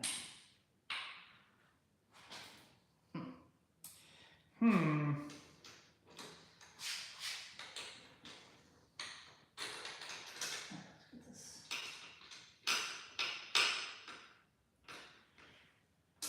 I'm doing this real time with me, guys. That's kind of a pain. Okay, let's do wishbone. There it goes over here. See if I can push stuff down. I don't think.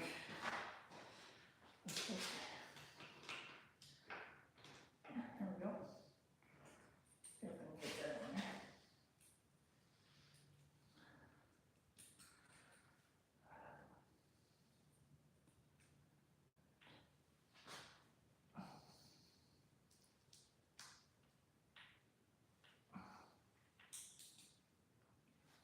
Really not what I'm doing? Or am I not?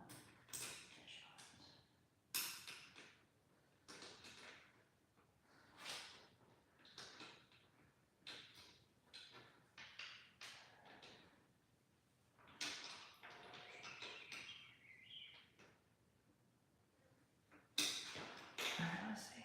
See if I can switch hands. Switch hitter.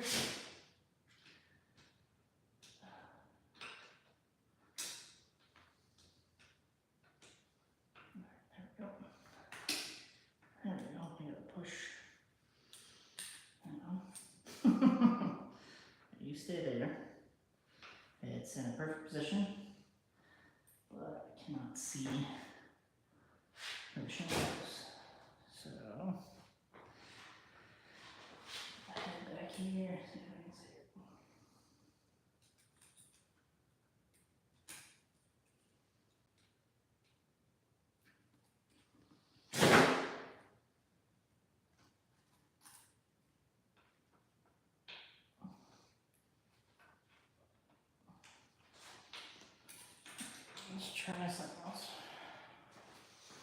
move you guys back a little bit.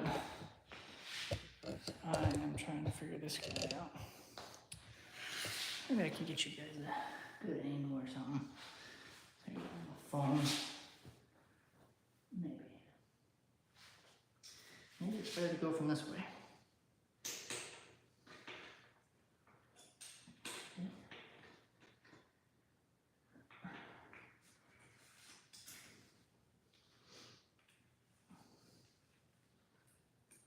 Shim.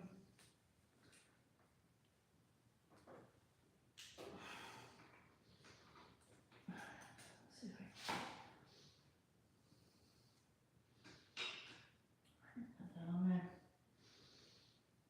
Where is the shim?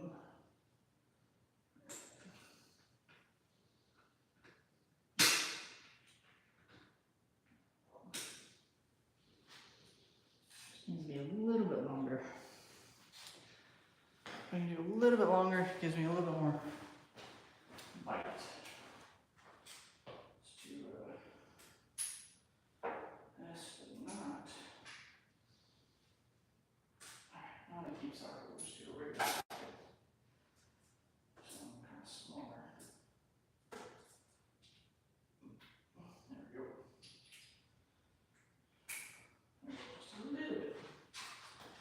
Not much. Yeah. How's our, check that out. What do you guys see? Yeah. Trying to get measurements in here for you, those who've just tuned in.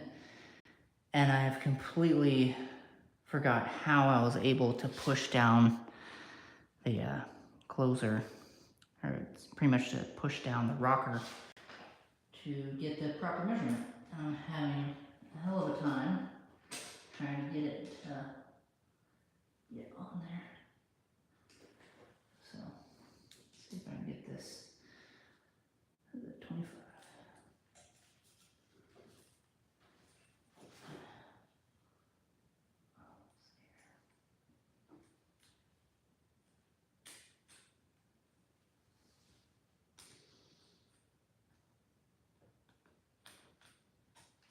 Oh, you stay there. Right there.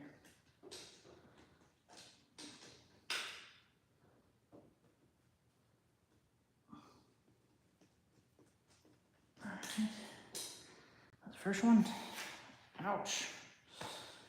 I need to get my other glove, wherever it is. I'll just use this one. I don't know where it is. Let's see if I can use this. Just need something to push in. So 25 went in, had quite a bit of resistance. So let's see if we can put in a 0.28. 0.28. That's a 0.11 for SAE for you guys. So let's give that one a shot. Alright. I'd like some gardening gloves and some panic stuff. Let's see if I can get that same purchase. One. There. Yep.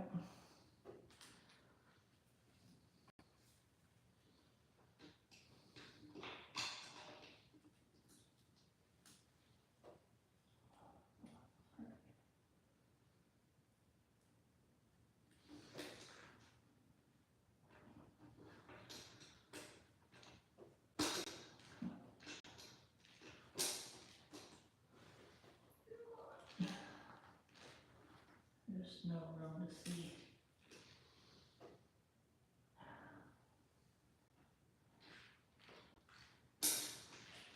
I don't know. The glove that I'm wearing to try and help mitigate me freaking tearing up my hands pushing on this is getting in the way. So we're gonna go with bruises. Let's do that. I really do think it's a 25. I don't think this 28 is gonna win. But I want to double check. I don't want to do all this work just for it to be wrong again. Oh, Look at that.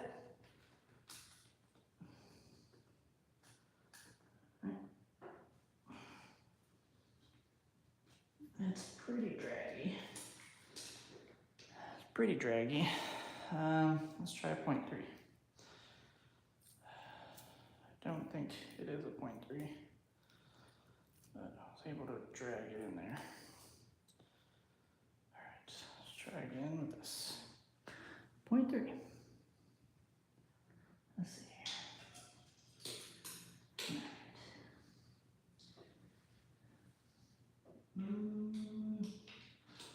Such a little area to purchase on. And right there. Oh, it's going in. That is dragging hard.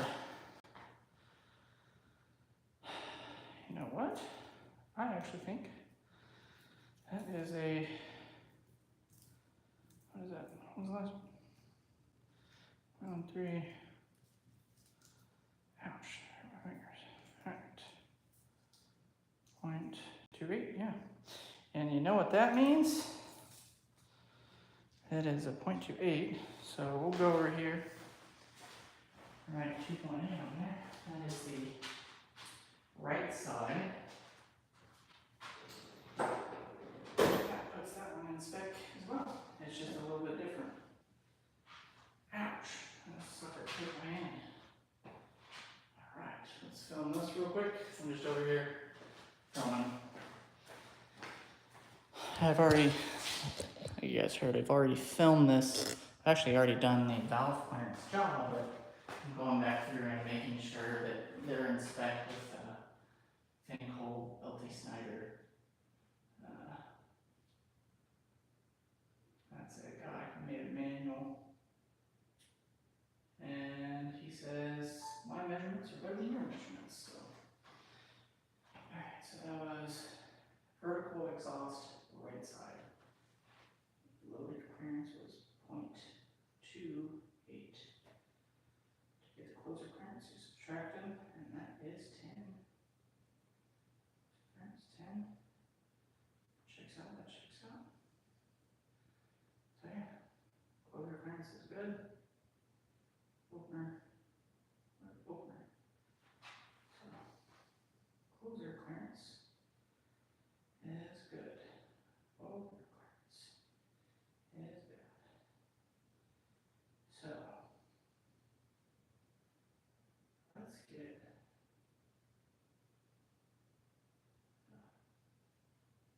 this one, the loaded clearance on the left side, so I can figure out that one. But right now, I need a opener to try and get that down. But then if I do that, it should mess that up too. So I might have to do that. Alright. Alright, film that. So if I do that, that means I need to shim that one out. Oh my god, that would be a nightmare.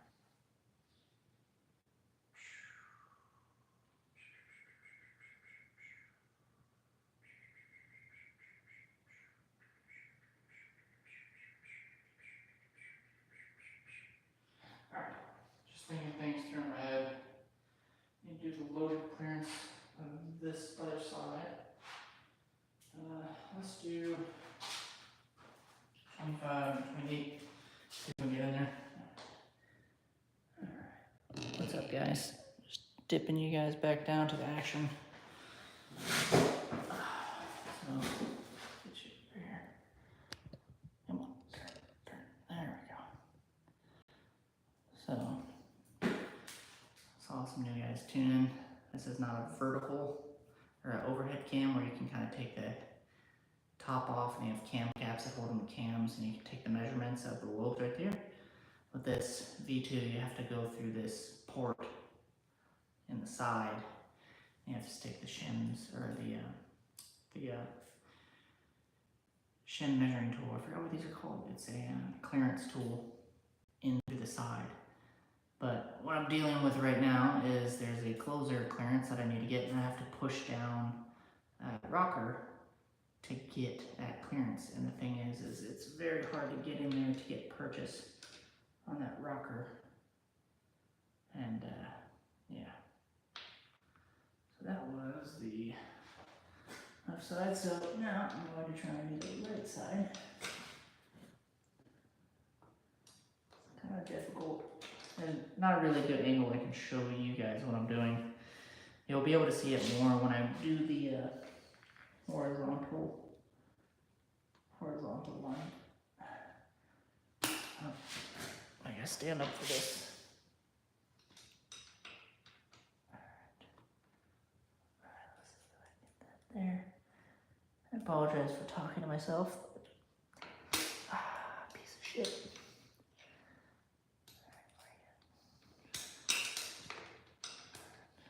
You're getting nothing but forearm. Here, let me move you over a little bit. I think that is also nothing but forearm. Yeah, you can kind of see what's going on, but not really deep in there. Let's see. And for the y'all saying that you need to get a light. Yes, I do need to get a light, but I don't have one. So we're doing this in the dark. I'm looking through this side. That's lined up.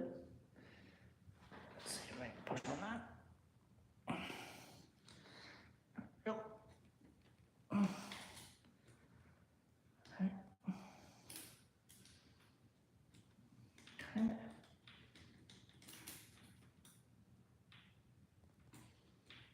Kind of slides in.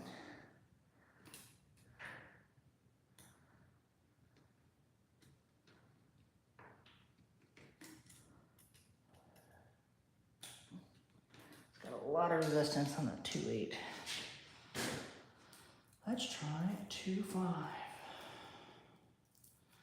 0.25 millimeters. Where are you at? There you are. Okay, 0.25. Let's see here. Where did you go? There you are.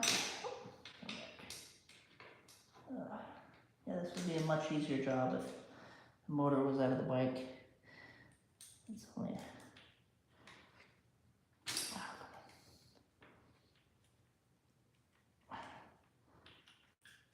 that feels much better. I'm gonna call that 0.25. 0.25 for the loaded clearance. Just write this down. So 0.25 for loaded clearance. 0.25. So let's subtract those. Oh.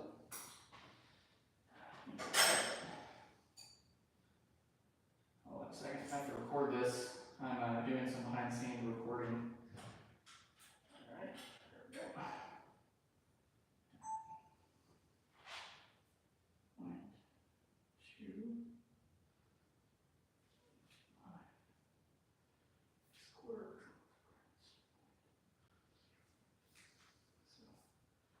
So that's good. 6. And those. Okay. This one. 2.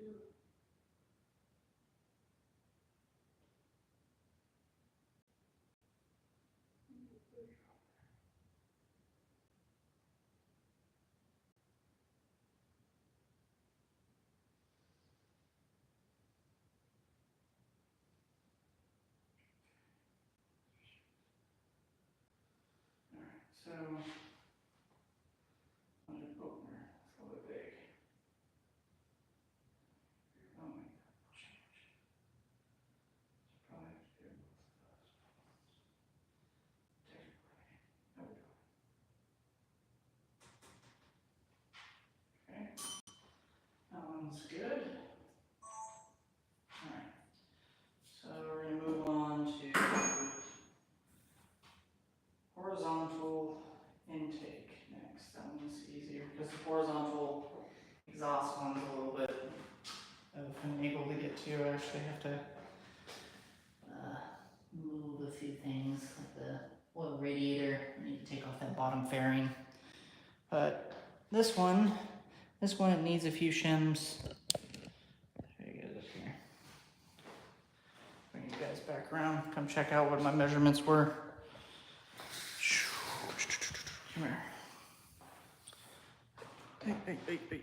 There's always something getting caught. Oh, unplugged it. Oh. Yeah, here's my measurements so far. So vertical, I need to change the opener. The opener and the closer both need to be 0.10 millimeters. And on the other side, the intake, one of the openers needs to be 0.10 as well. So I need to change that one. So those are both pretty easy. It's just the shim on top. So these will be just swapping out that shim on the top. This one on the exhaust was good, which is perfect. This one on the exhaust valve is a little bit funky because the opener is off. So I can't remember is if you have to change the opener, that automatically means you have to change the closer. Because if I change that opener down to 15, that changes the loaded clearance, which is what gives you do the open clearance minus the lower loaded clearance, and that's what gives you the closer clearance. But if I change that to 15, that makes that whatever 28 minus 15 is. So that's 7.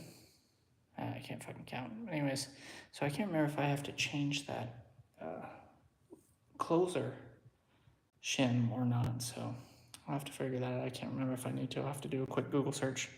But we are now on to the horizontal intake, left and right. Like I said, this one's a little bit easier to access, and you guys will probably see the whole process as well, because it's just down in the depths. Down here. Yeah, I think you guys have a pretty good picture of it. See the plate right there. Oh, I get this tripod to stand still. Yeah, that guy down there. Let me plug it back in so I don't forget when the phone dies. This one's a little bit easier. There's not a frame in the way. But let me get that cover plate off. Alright. These go out of the way. This is the director, and this is the vertical exhaust. Vertical exhaust. Alright, vertical exhaust. Now we need to put that little connection down here. I think I should get this here. Yeah. Probably just get this down here. I don't think I interfered too much. Nope, totally need the extension. That's the extension.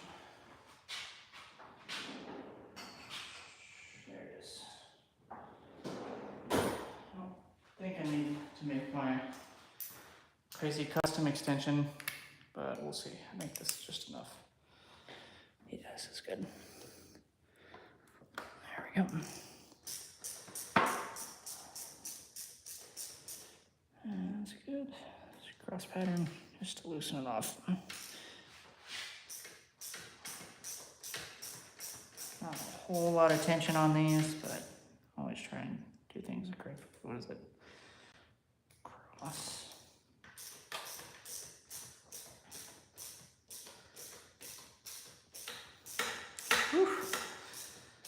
That orange Permatex Loctite's doing its job. It's not so difficult to remove, but it definitely has the resistance to keep that bolt in place. All right. Yeah, you'll see in some of my videos, like I put Loctite on everything. I've had so many experiences of just at the track or just riding and going to work on something and realize, wow, that's a really important bolt, and why is it loose? This shouldn't be loose. So I always try to Loctite everything. So these got a little bit of Loctite on them, but not crazy amounts, just enough to where if something happens, they're not going anywhere. See if I can finger tight these out. Yeah. All right.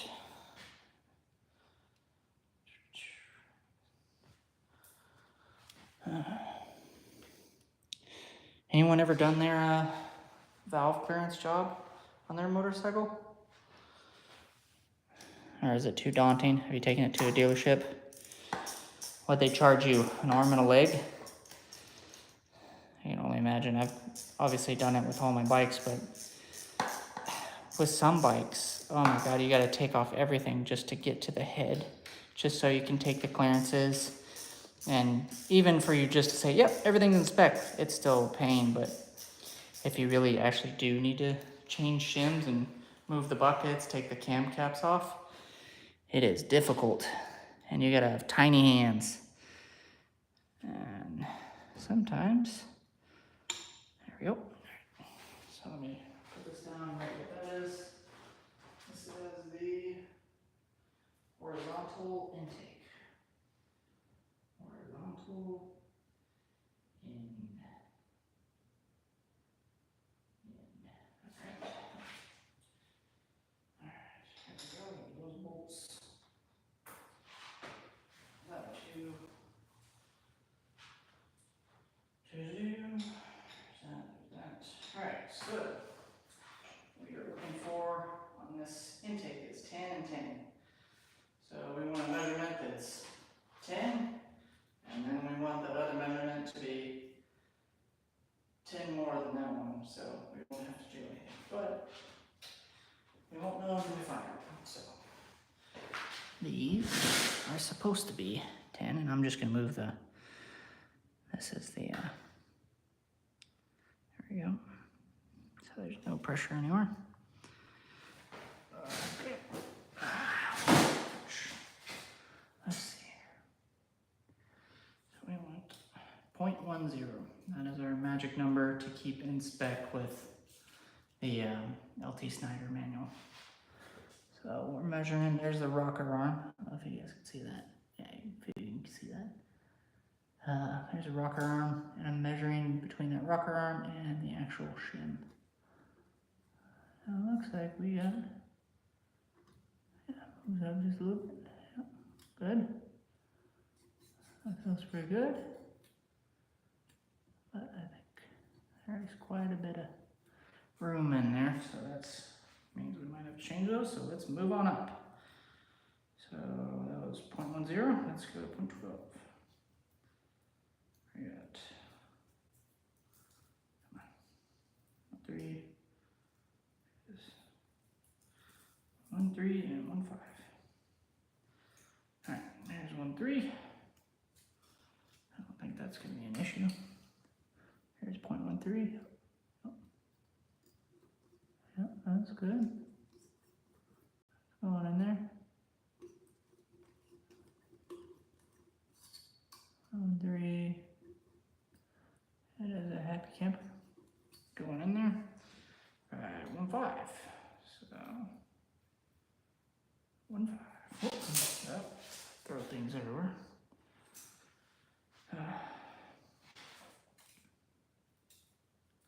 Alright, let's see where to go. 0.15. Alright. Let's see here. A little resistance, but still. Yeah, let's see here. Still feels pretty good. Oh. I can hear that one. That one doesn't like it. Then I'm going to the side. Sometimes these shim measurements get stuck. No, I'm not going there. Alright, let's try again. No. You do not want to go in there. You want to go in that one, no problem though.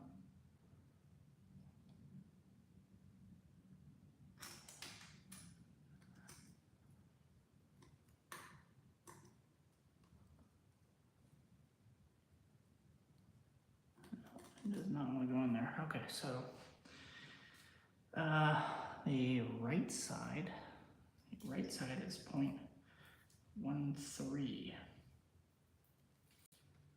Because you always take the measurement that is just before it won't go in. so this is 0.13, catches a little bit, but goes in. I think. I don't know, that's giving me a kind of confusing reading. We're not gonker in there. Let's see. Clean off the shim. What's going on here? It's pretty tight. It doesn't want to go.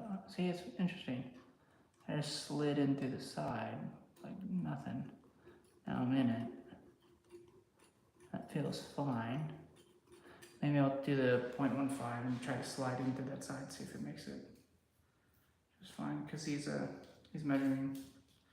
Sims are getting a little dirty. All right, let's see if I can slide into the side.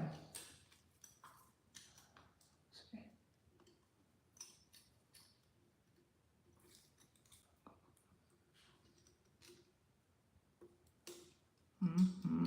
That's looking like a.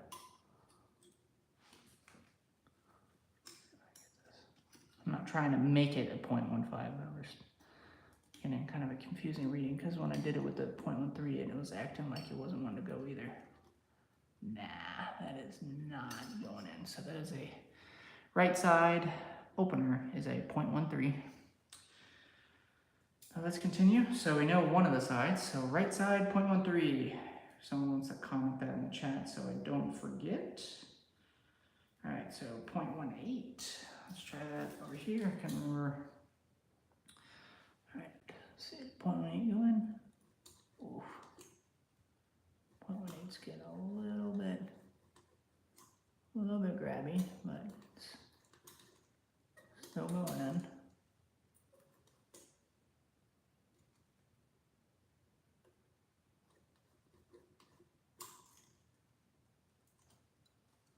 I don't think I'm compressing anything. All right. Let's see here. It's 0.18. Let's do 2.0. I don't think it will be a 2.0, but I always got to check. What do we got here? It does not like 2.0. Let's see if I can slide into the side. It does not like that. Yeah, does not like 2.0.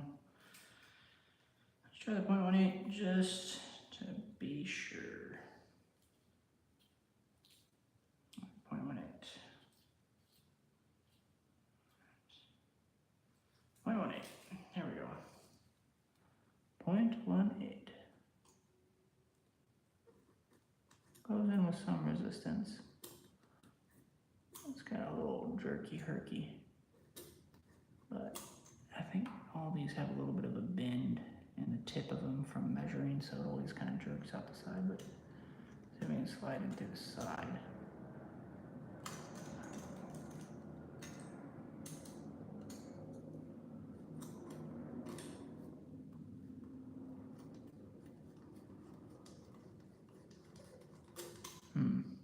It's grabby for sure, but I don't think it's 0.18. There's 0.15. It is grabby for sure, but I don't think 0.15 is right. 0.15 feels pretty easy. This one, 0.15, does not want to go in. This one feels really easy.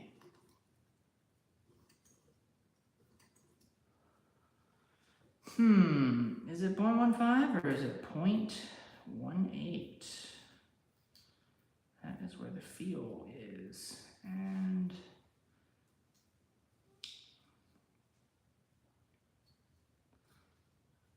let's see, there's 0.18 again. It goes, but it is dragging.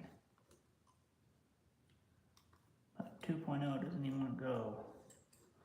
So it's like it's It's right in between it. 0.15 and 0.18, it's like a 0.17 something. Because it's sticking. It goes, but it is grabby. It's like a 0.16, 0.17, something like that. So, okay, so we decided that one is a 0.13. This one is a, if I say it's a 0.18, 0.18 just goes, it's just a little bit too grabby. Let's see. So I know that other one's 0.13. Let's write 0.18 on that one. So 0.18, 0.13. 0.18, 0.13. Let me record this real quick and we'll get back after it. Oh. Alright, power on.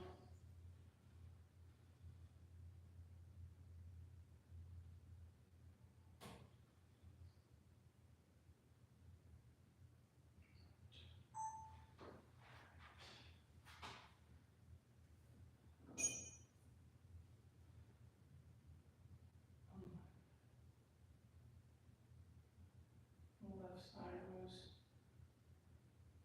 0.18, right side was 0.13. 0.18, 0.13.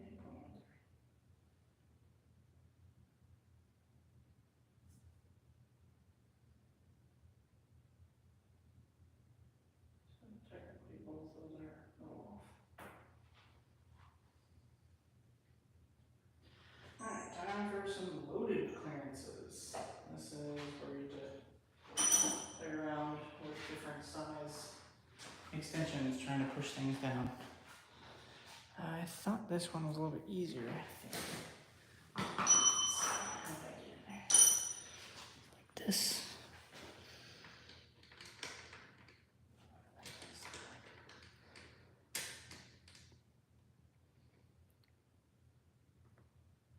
Yeah, okay. Okay, do that. Okay. Alright, let's see here. So it's typically 10 more than it. So try to do this side is 0.18, so if we're on the money, this will be 0.28. So let's try that first. 0.30 to 0.28. Let's see, how did I do this last time? I had it something like that.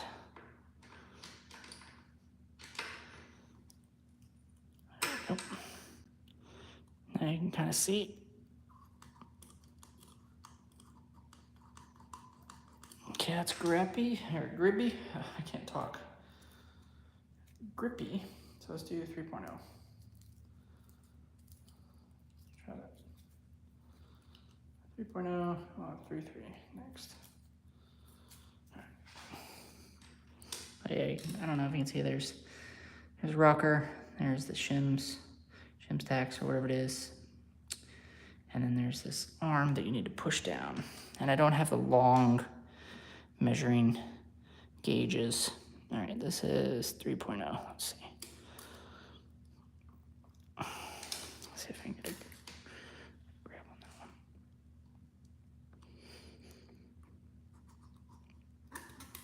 that one. No, that is definitely not a 3.0. Let me try again just to make sure I'm getting a good purchase on it. Make sure that's lined up. Make sure that's good. All right, push. Yeah. I think that one's 2.28. So now, switch over to the other side. Let's see if we can do this one. Side as well. I think I can. Looks actually pretty good right there. What is this? 0.3. Let's try 0.2. So that was 0.28.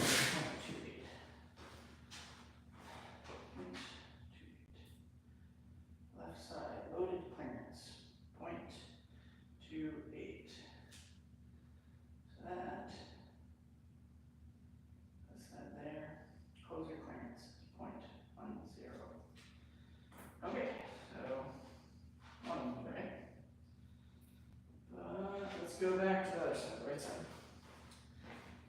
go down to 0.28.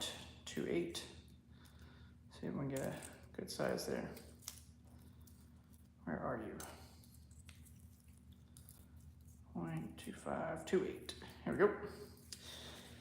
0.28. So I'm going to use this to push down. There's some sharp bolts right here. I don't know if you can see that. It's a sharp bolt to dig my forearm into. If I can get that to catch on there. And get some leverage on there. Ouch. Oh, I'm not getting a good purchase on that one. Try it on this side. There we go. Do it like this. Let's see.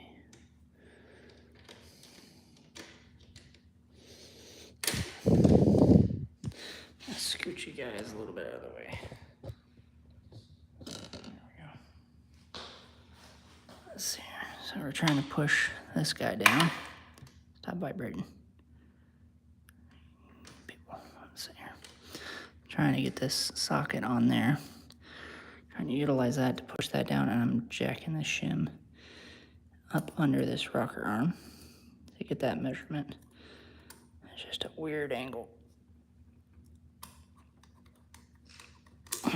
Snug. Super snug. Let's try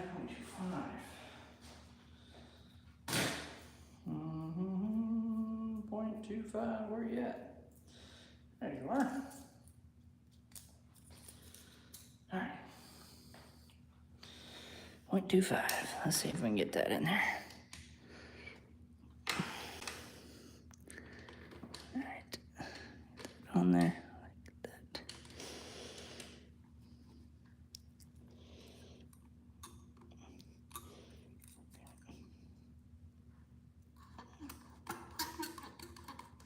I think that's 0.25. I could get the other ones in there, but 3.0 was nearly impossible. 2.0 was dragging real hard. Would be nice to be able to measure back behind. But I don't have those long ones. Let's see. Oops.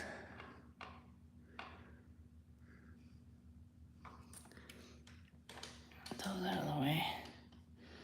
Do it one more time, just double check while I'm in here. Come on. Rocker. Oh, push.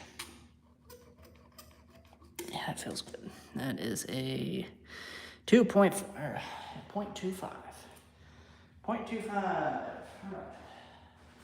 Let's write that down. 0.25. Turn the camera back on. Or that. This one's 0.25. So what is that? 10 minus 3, that's 12. 1, 2. I don't know.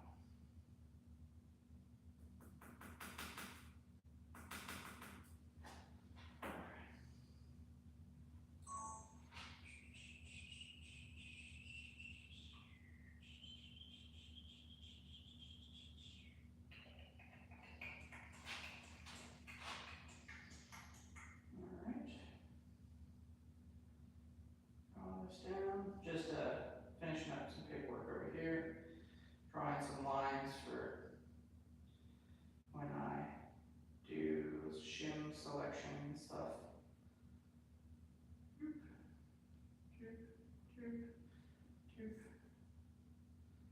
Oh man, forgot how much doing the shim job for 2 hands. I'm gonna push down on the closers, try and get that closer clearance. I'm gonna do it one more time. I don't trust the reading I was getting. I don't get a good purchase on it. I'm gonna try it one more time. This guy, let's see. That's the thing, like when I'm getting the closer clearance, I don't get a very perfect reading. Like these openers, you stick it in, goes in too easy. Stick it in, there's a little resistance. Stick it in, it won't go. Okay, so it's that middle one. These, I've been able to get several in, but they all pull. I'm like, I can't really tell, and I can't get the perfect amount of leverage to push that rocker arm down. So I'm just always a little bit unsure, but I've been double, triple checking it, trying to do multiple times. All right, maybe I can go from this side this time around. What are we doing? 0.25, let's see. Let's do, where's 2.8? There's 2.8. Let's do 2.8, see if it likes that. All right, push that down, see if I can get in that side. No, I'll get in that side. All right, that one's not gonna work.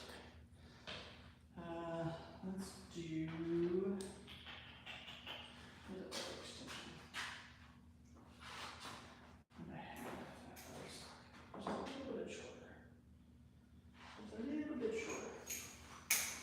changing the socket to make this setup a little bit shorter. All right, let's try that. Like, that's in there. Put pressure on it. I can get it in, but it drags. You can even see if that rub marks. That's at 0.28. I'm pretty sure this one's 0.25. But any Ducati purist and aficionados, yeah, no, that's really dragging. Well, I think that's a 0.25. Okay, so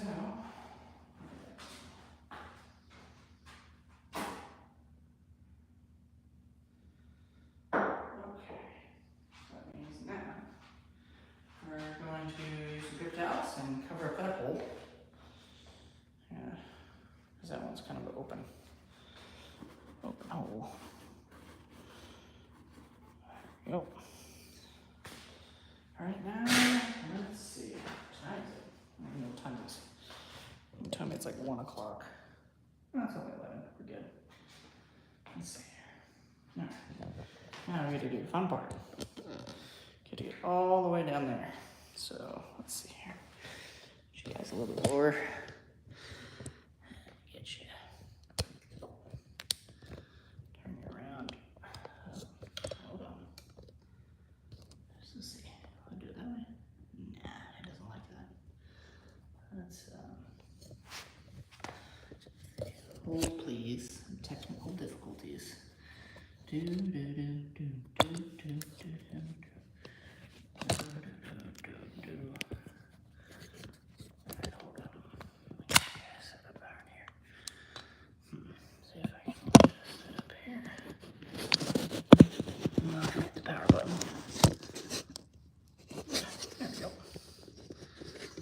Ta-da! There, got that low angle. Boom. There we go. A little bit more bouncy, but let's see if I can get you lower. We will be working right here. So it's a little bit of a weird angle. So let's get that one. That one's right here. Got these extensions out of the way before I lose them. Alright. So I get this front fairing. Oh, it's just 2 bolts. Oh, and it's a 10. I forgot about that. Or is it 8? Just kidding.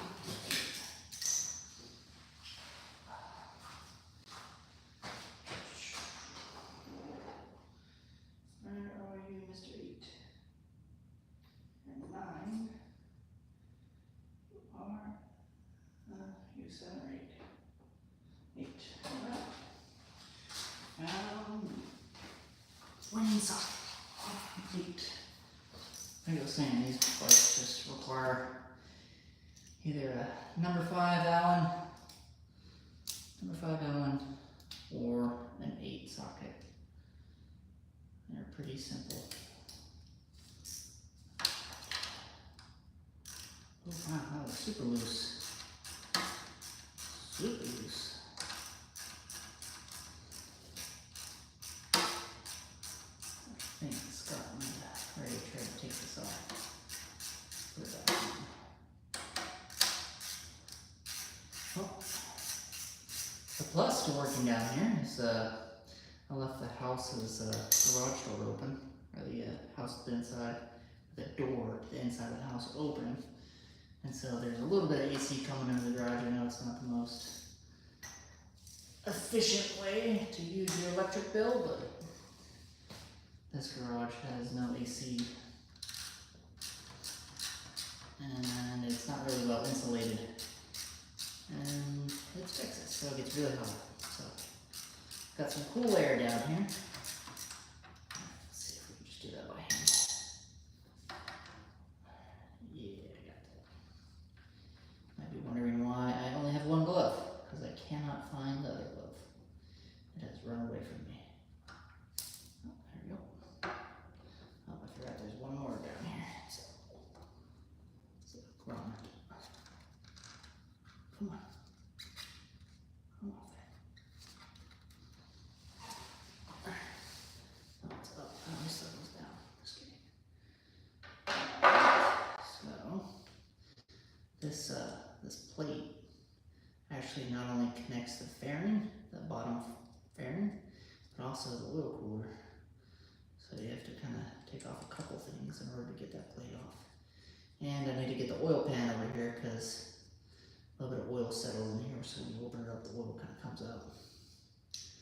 Let's go ahead and get this oil cooler out of the way. Oil cooler. There we go. There we go. And I torque these down. Spin it.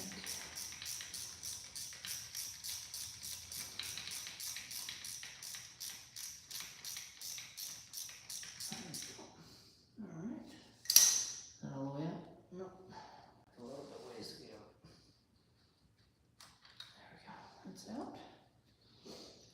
Question is, can I get to this? What was this? Oh, this was an internal. That's right. I forgot about this one. This one's an internal one. Oh, let's try that. Switch sides.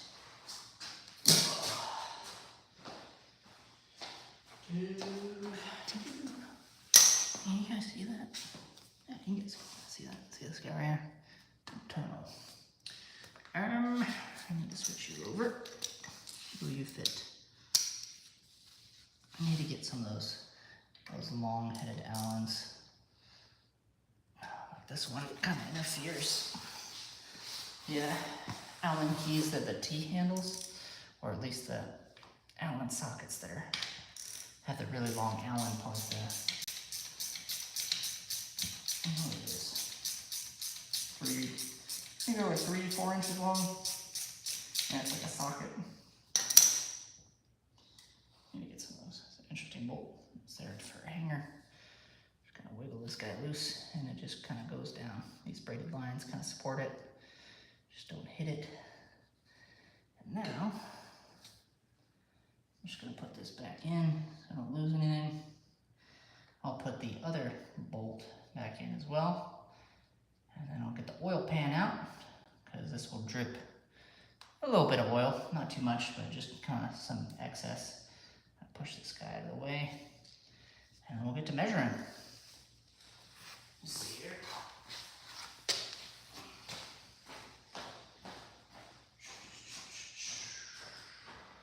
Okay, oil pan. I should only bump out this oil pan, so don't let the oil comes back. Just got a little bit of dust. I always clean out my oil pans and cooler pans with contact cleaner and degreaser, and then wipe them clean and wash them with water. So technically you could eat out of this thing. I recommend it. But there's no smell, no oil residue, nothing, so I always keep these guys super clean. That way, if something like this happens where I need to drain off oil, but I don't have any oil to renew that oil, I can reuse it because my pan is super clean. Alright, that is good, so I'll just kind of hold that a little bit up out of the way. See if I can get this hose to kind of put some pressure on it to hold it down. There we go.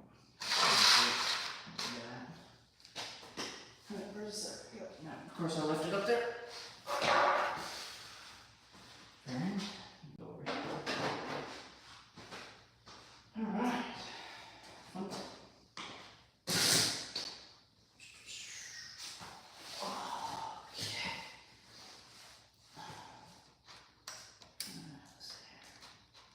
I'm going to take the extension off. This is pretty tight. Snug.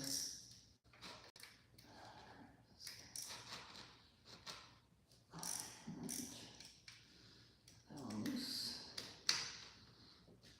That one loose. That one loose. It's good to see after running them for a while, nothing was leaking. When I did this, I got all new gaskets for them. The gaskets consist of just like a metal gasket. So it's good to see that those brand new OEM gaskets did their job.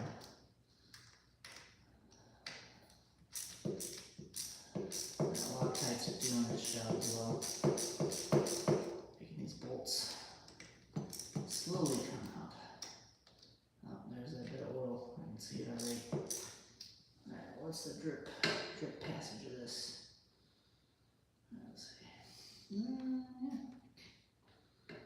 We're gonna be okay for drippage. Yeah, we're gonna hold this back. Maybe do this with my other hand. Try to get it to drip most of its stuff. Feels much easier with the ratchet. I thought, oh yeah, I can just turn that one hand, but Loctites do its job.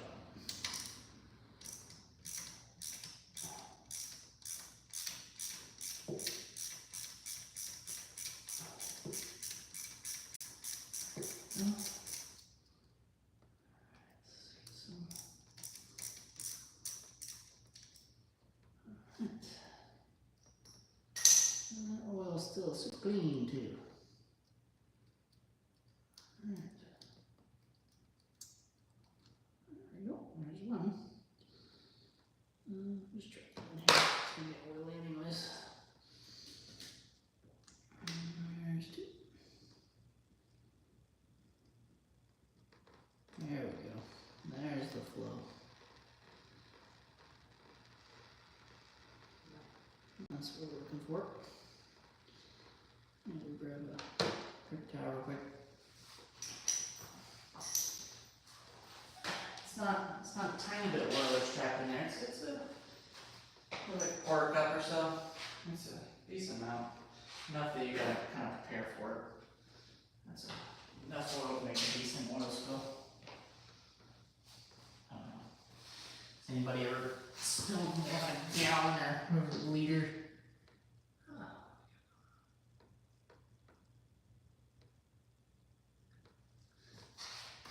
Yeah. Alright, looks like it's gonna be it for that. Still draining a little bit, but let's get this cleaned off. Got a little on it. Got a bolt there. Bolt there. Let's go bolt this back in there. Alright. Let's get these last two. Just take off my gloves so my glove doesn't get oil all over it.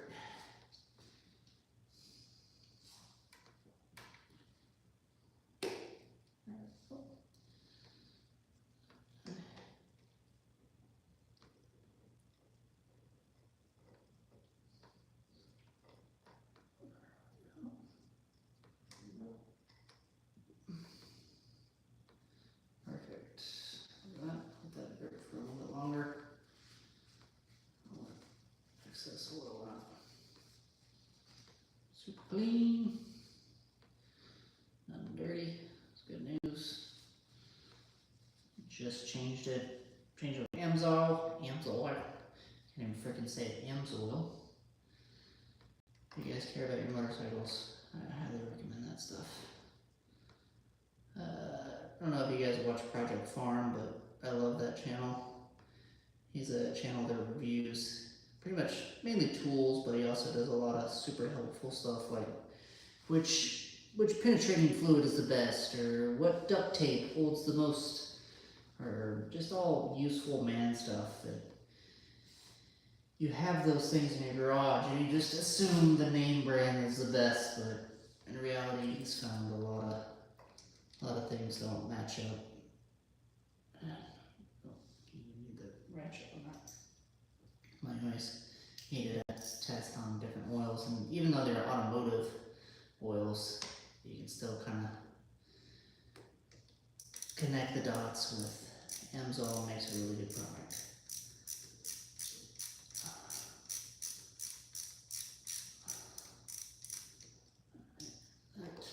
You stay up there just for a second. I need to wipe off the tire. Got a little bit of oil on the tire. Okay, you go there. Now, for the dismount. Oh, there goes the thing. And this is where all that oil sits in these this honeycomb shape. Gives the brackets and stiffness. Let's get this back out. Again, these were brand new, so try and be careful with those. Don't want to bend these. Alright, drippy drip. Come on, save every last bit. Okay. And then it's on to the measuring. Just try to wipe surfaces, try to get it to drip.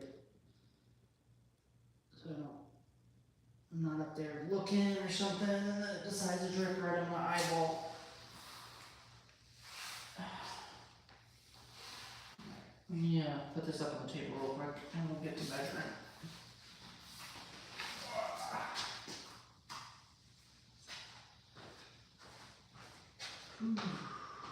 Let's see here.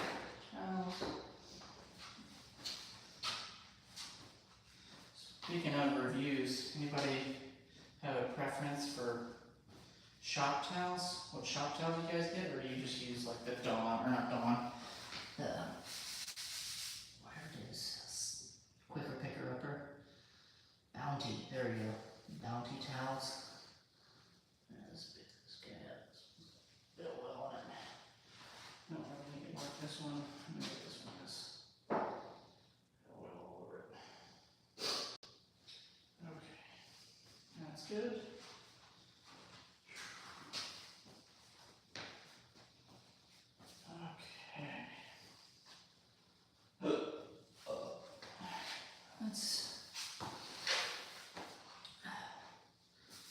That's more on the ground. I'll flip this over. Now, I'll have to go back over that was cleaner.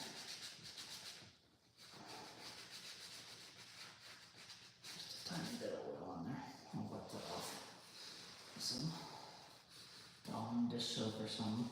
Something that'll degrease it. Okay. Wherever we get oil on here, just a little bit there. Sorry, I'm a clean freak. I don't know if anyone else is a clean freak out there, but I try to keep everything very organized and clean. That way, nothing surprises me. Alright.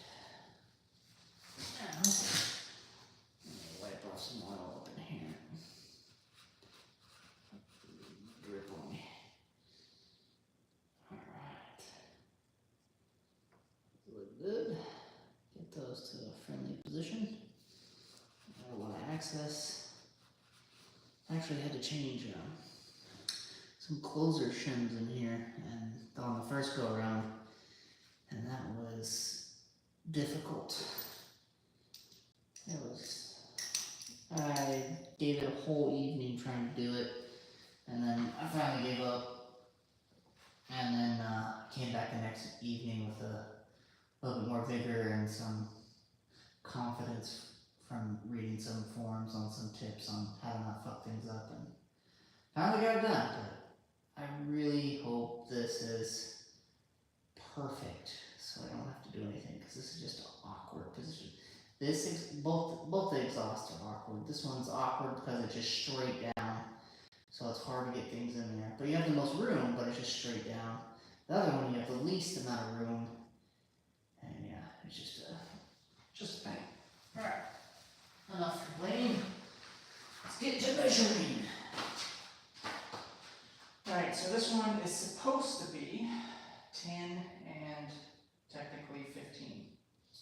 Or the opener is supposed to be 15, the closing, so it's supposed to be 15 and 25. Those are the measurements that would be perfect. But like I said before, where is it with shims? Shim measuring sets. They're right in front of me. Alright, like that. And I'll use that one. I'll try this one. Okay. Notice I talk to myself quite a bit. Let's see. Let's do this. So, how you doing over there? Let's see if I can get just a little bit more. Nope, that's what we're working with. Lay it on there. There we go. Right, so this closer, or this, let's start with 10. Or maybe, because it's supposed to be 10. Well, let's start with 13 or 15. Worst case scenario, it's 15. Then we definitely need to change it.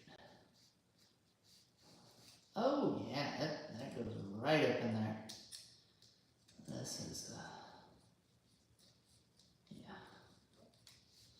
Okay, so that's definitely 15. That is definitely 15. Oh my god.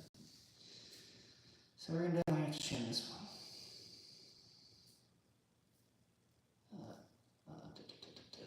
18 and 20. Let's try those guys.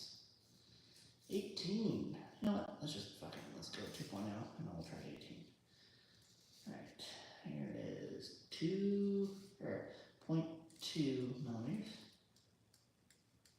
That's not going in.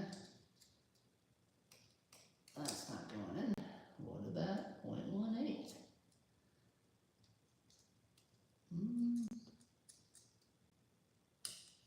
Ain't got one going here. No. You don't want to go in. Oh. Hey, do you want to go in? Yeah, you want to go in. 0.18. Let's see if you go into the side. That's the thing, is these measurements are a little bit off.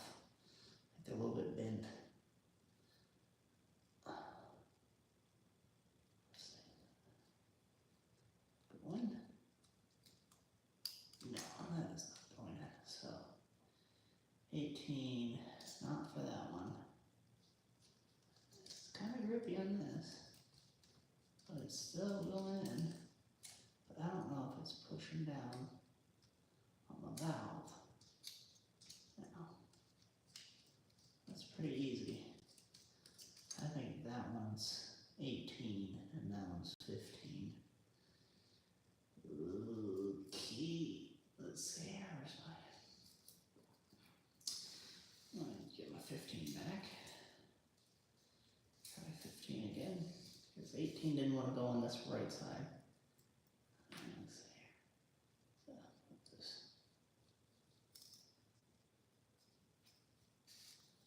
All right. 15 wants to go in there.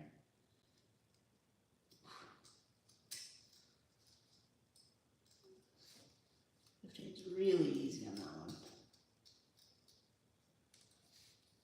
It's grippy on this one, like I can almost let it go.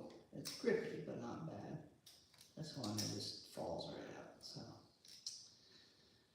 let's see, right side, so this is the left side, that's right side, so left side is 0.18, right side is 0.15. Let me go write those down real quick. Those are the openers. So 0.15 is on the right, 0.25 on the right, 0.15 is on the right, 0.15 is on the right.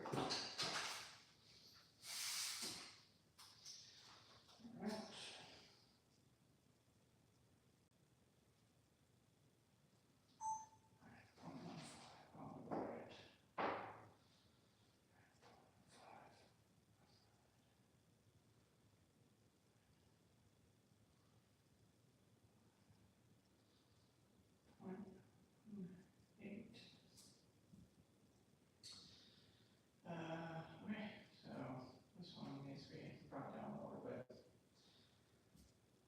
This guy is good. Now that one's 25. Yeah, okay. That's good. Now we got that found. Need to do 25 and 28. See if that makes the difference. What do I use for pushing down on that closer? Get that closer. What's this guy? I have enough room for this. I think I have enough room for this guy. Yeah, definitely. Yeah, this one's much easier to deal with. I have a lot more room. Let's just go ahead and put my hair in some oil.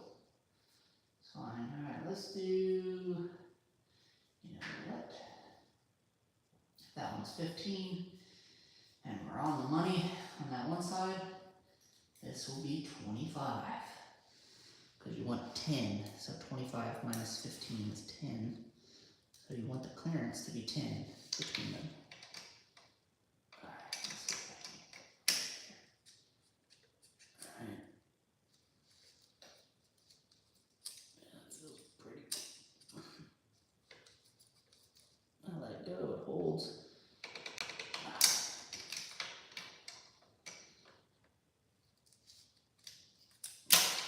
Feels pretty good actually. Let's try 2.8 just to make sure.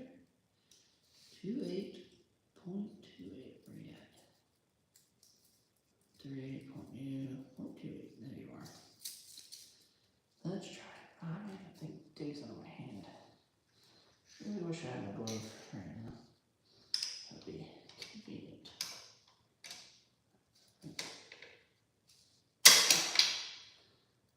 And then, not the greatest news.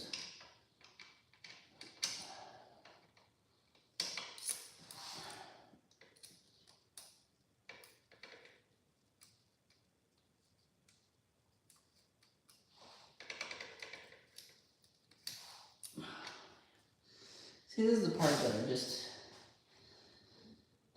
I don't get. 25 felt good. 28 grabs a little bit more. Let's try 0.30. Let's see. I just gotta get to that point where it's not going in. 0.30. Alright. But it's also, there's a variable of like my strength to push down on this valve. And it's just a weird angle, so I don't have that much leverage or strength. Alright, let's do this. Get that lined up. Push and see. That kind of goes. Grips.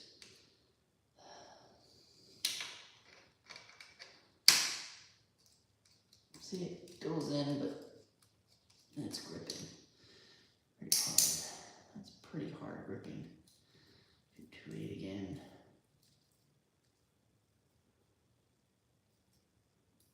2.8. I hate these off numbers, these 8s and whatever. That pisses me off because that's not the shim sizes I have. I only have in increments of 5, so that means I'll have to, if I really want it to be super accurate, I have to grind them down.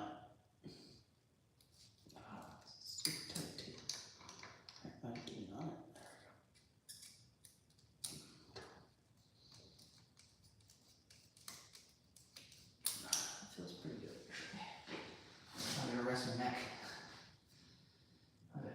2.8. Let's see, the thing is, I can't really grind down the opener, right? Or sorry, the closer. I don't know how to grind down the closer to get that perfect.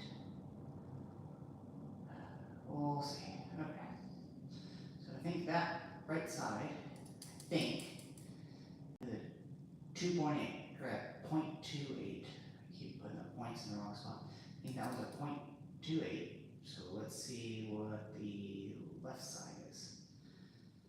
Whew, okay.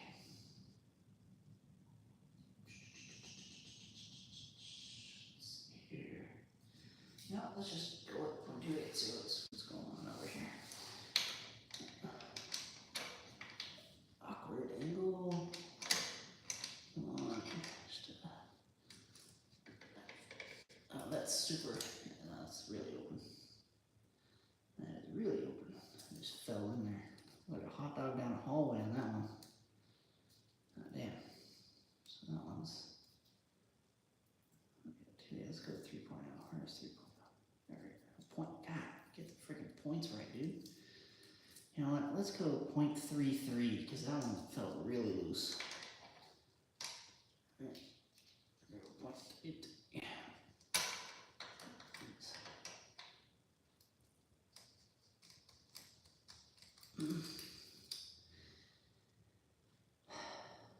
It's tight, but let's go back down to a 0.30.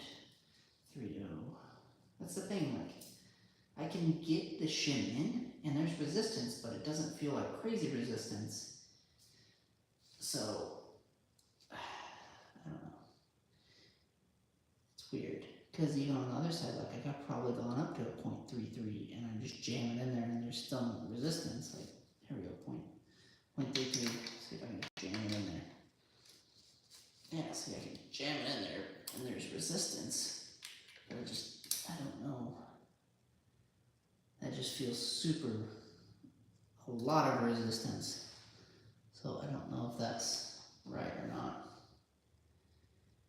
And I don't know if I'm putting enough pressure on that rocker arm to get it to go where I need it to go.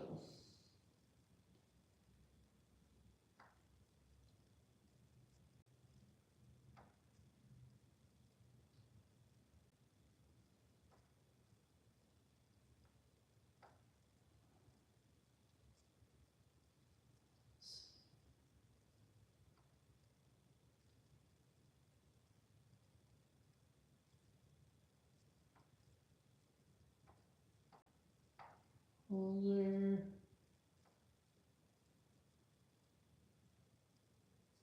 Alright, let's do this. That is 0.32. Those are right. 0.32.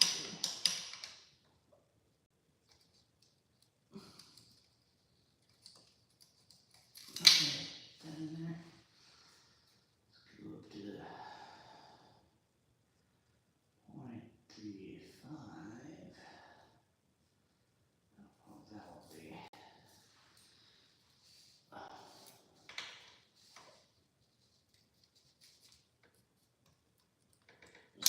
And like I can get it in there. I don't know if that's the correctness. I don't know how hard I'm supposed to be pushing on this thing.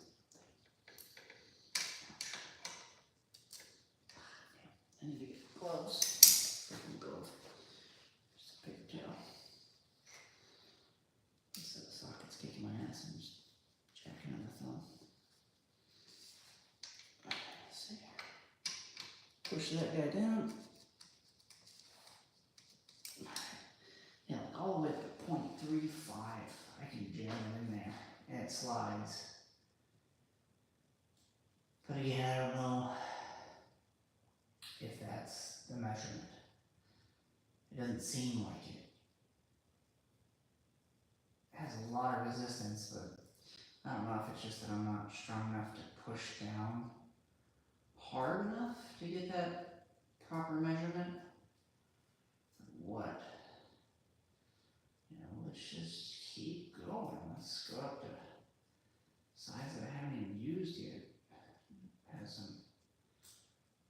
machining oil on it.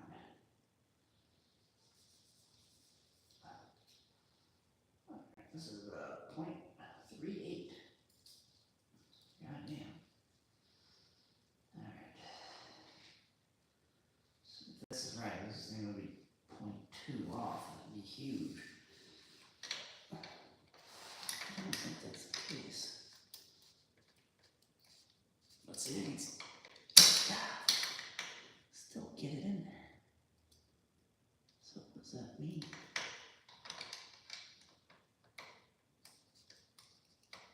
It's really draggy though.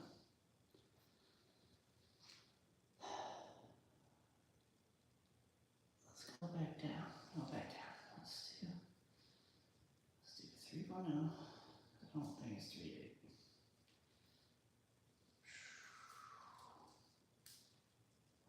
Mental breakdown here. That's a 18. So let's do 3.0. See what that feels like. So bust up my wrists. Trying to leverage my knuckle on the tire.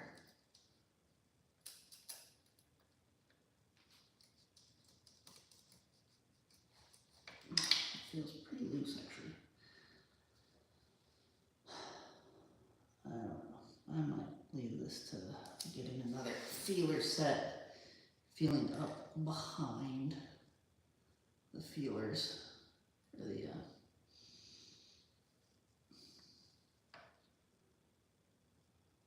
rockers.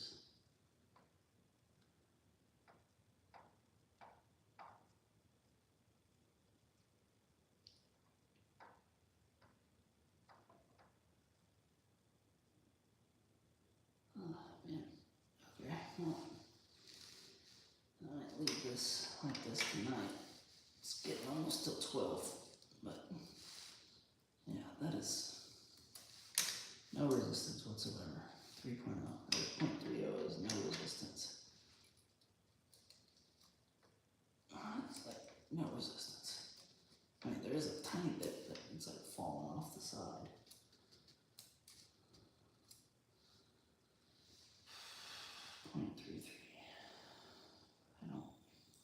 I just can't believe that that's that far out. Because I changed this one already. Just don't believe that it's that far off. And that's the one reason I don't like these. There's not just measure the shim and then change the shim under the bucket. You have to like manually press it down.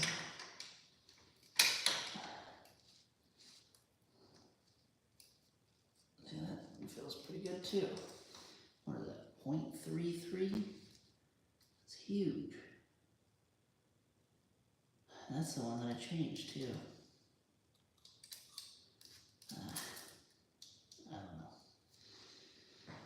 I don't know, boys and girls. I'm getting tired. My arms are fried from trying to push these valves down. And I just don't have conclusive answers for what those measurements are, because I can go way up there to 0.38, which it shouldn't even be up that close, but I'm still getting it in, and I can still move it with resistance, but I can't tell if that's the correct resistance or not, because the angle that I'm pushing on this thing, I can't get a good grip on it, and trying to hold constant pressure there. Ugh. Well, Ducati 1, amateur technician 0. But we got a head start. I know what the opener shims are. Just need to clarify what the closers are. And the stuff rag in here just to absorb up oil. Keep that up there. I'm gonna call it a night, boys and girls, whoever's watching. I'll put some things out of the way so I can pull the car in the garage, because we don't have the mansion yet. We don't have the 4-car garage yet, you know. We just working with what we got. We got the 1-car, or the 2-car garage actually. But yeah, gotta move this guy back over to its spot. And we'll work on this again tomorrow. I know I'm definitely gonna have to change a few shims. Exhaust back there, shims, the intake here on the vertical, and then a few others. So there will be some adjusting being done. But thank you guys for sticking around, hanging out. Just gotta hang out such goddamn, look at that hair. Got some motor oil in it. Sticks right up with motor. If you need good hairstyle, 20W50, I think that's what I got this thing. It's kind of on my hand, but yeah, got the belts off. Need to put those back on, but we're gonna be doing some shim changes, and I'm not too excited because the opener shims are easy. Those are just a little shim, take off the top, take the God, man, I'm too tired. The lobes, what is this? Crank? Not crank. This is a cam lobe. Cam, there we go. Take the cam out, and then just plop out those opener shims, but it's the closer shims that are difficult because you got to worry about the little clips that are in there, not dropping those down in the engine. But yeah, we got where we need to do tonight. I'll figure out a plan on how long it's going to take me tomorrow, but pretty much all it is take these bolts out. There's a little nut in here that you take out, pull it out, and you're able to take out the cam, and then you're able to get access to the shims. And got the shim box over there. And for some of you guys that were watching earlier, this is that setup that I have. I'm gonna unplug you guys. Hope you don't die. Yeah, we're good. Now, this is my setup. I have a small tool setup. Like, you don't need a lot of tools if you're working. Like, there's wheel balancing. That's for a trailer. Got a little compressor. But I just organized it the other night because we just moved. But all my sockets, Allen's, keys, big sockets, small stuff right there.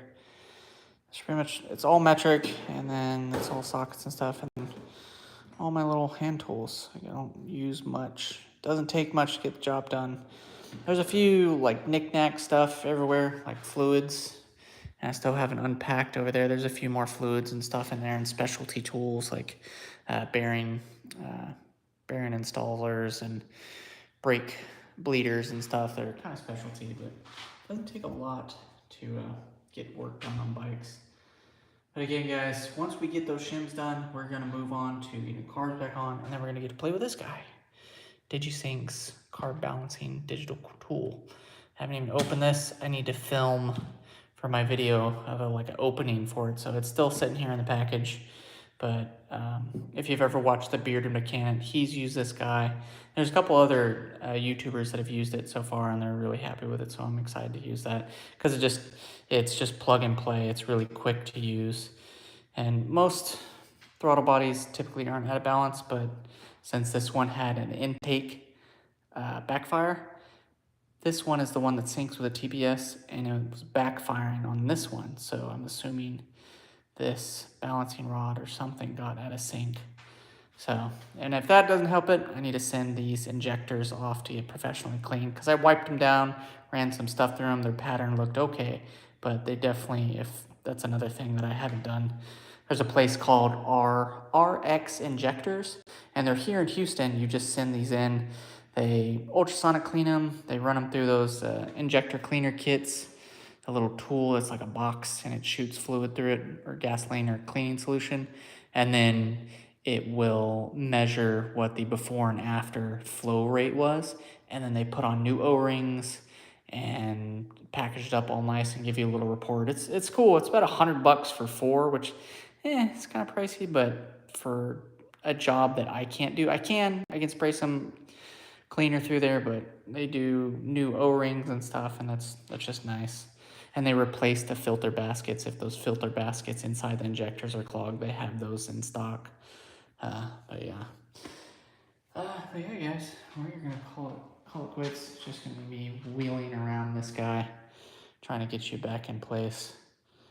But yeah, I'll set you guys up on the tripod if you want to watch that. But if you guys are done watching wrenching, you guys all need to go to bed.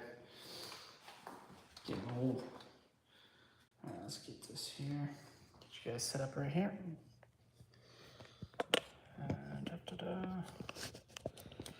Yeah. Gotta do this anytime I work on the bike. Gotta wheel it out and wheel it back, wheel it out, wheel it back. Just make sure I leave the car in the garage. The wife won't be happy if I don't get it back in. She'll be like, why is the car outside? It was a late night last night. I couldn't get the bike where it needs to be. Oh, God, just move it. So, wife happy, life happy. All right, just got a little bit of oil in it. I'll put that back. It's pristine and clean. Alright. Big stand down.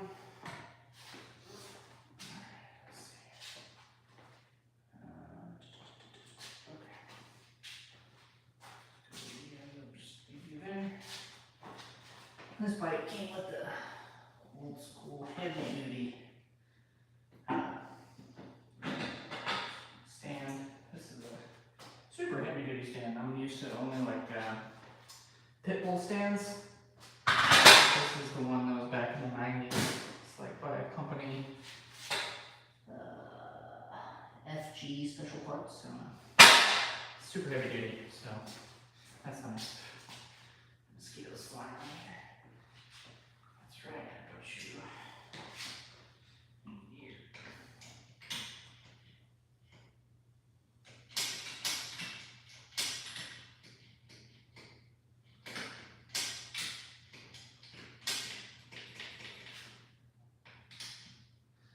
Show me neutral. Oh yeah, we're working with neutral here. I got bit by mosquitoes quite a bit tonight. I wasn't expecting that. We had just a little bit of rain today in Houston, and the mosquitoes are like, yeah, it's time to spread the word that we are out and about. And I guess I give off a bunch of CO2. I thought that's what they're attracted to. You put off a bunch of CO2, they like that. Oh, man, go put your trash can. This front tire is a little low, actually. It's kind of hard to turn.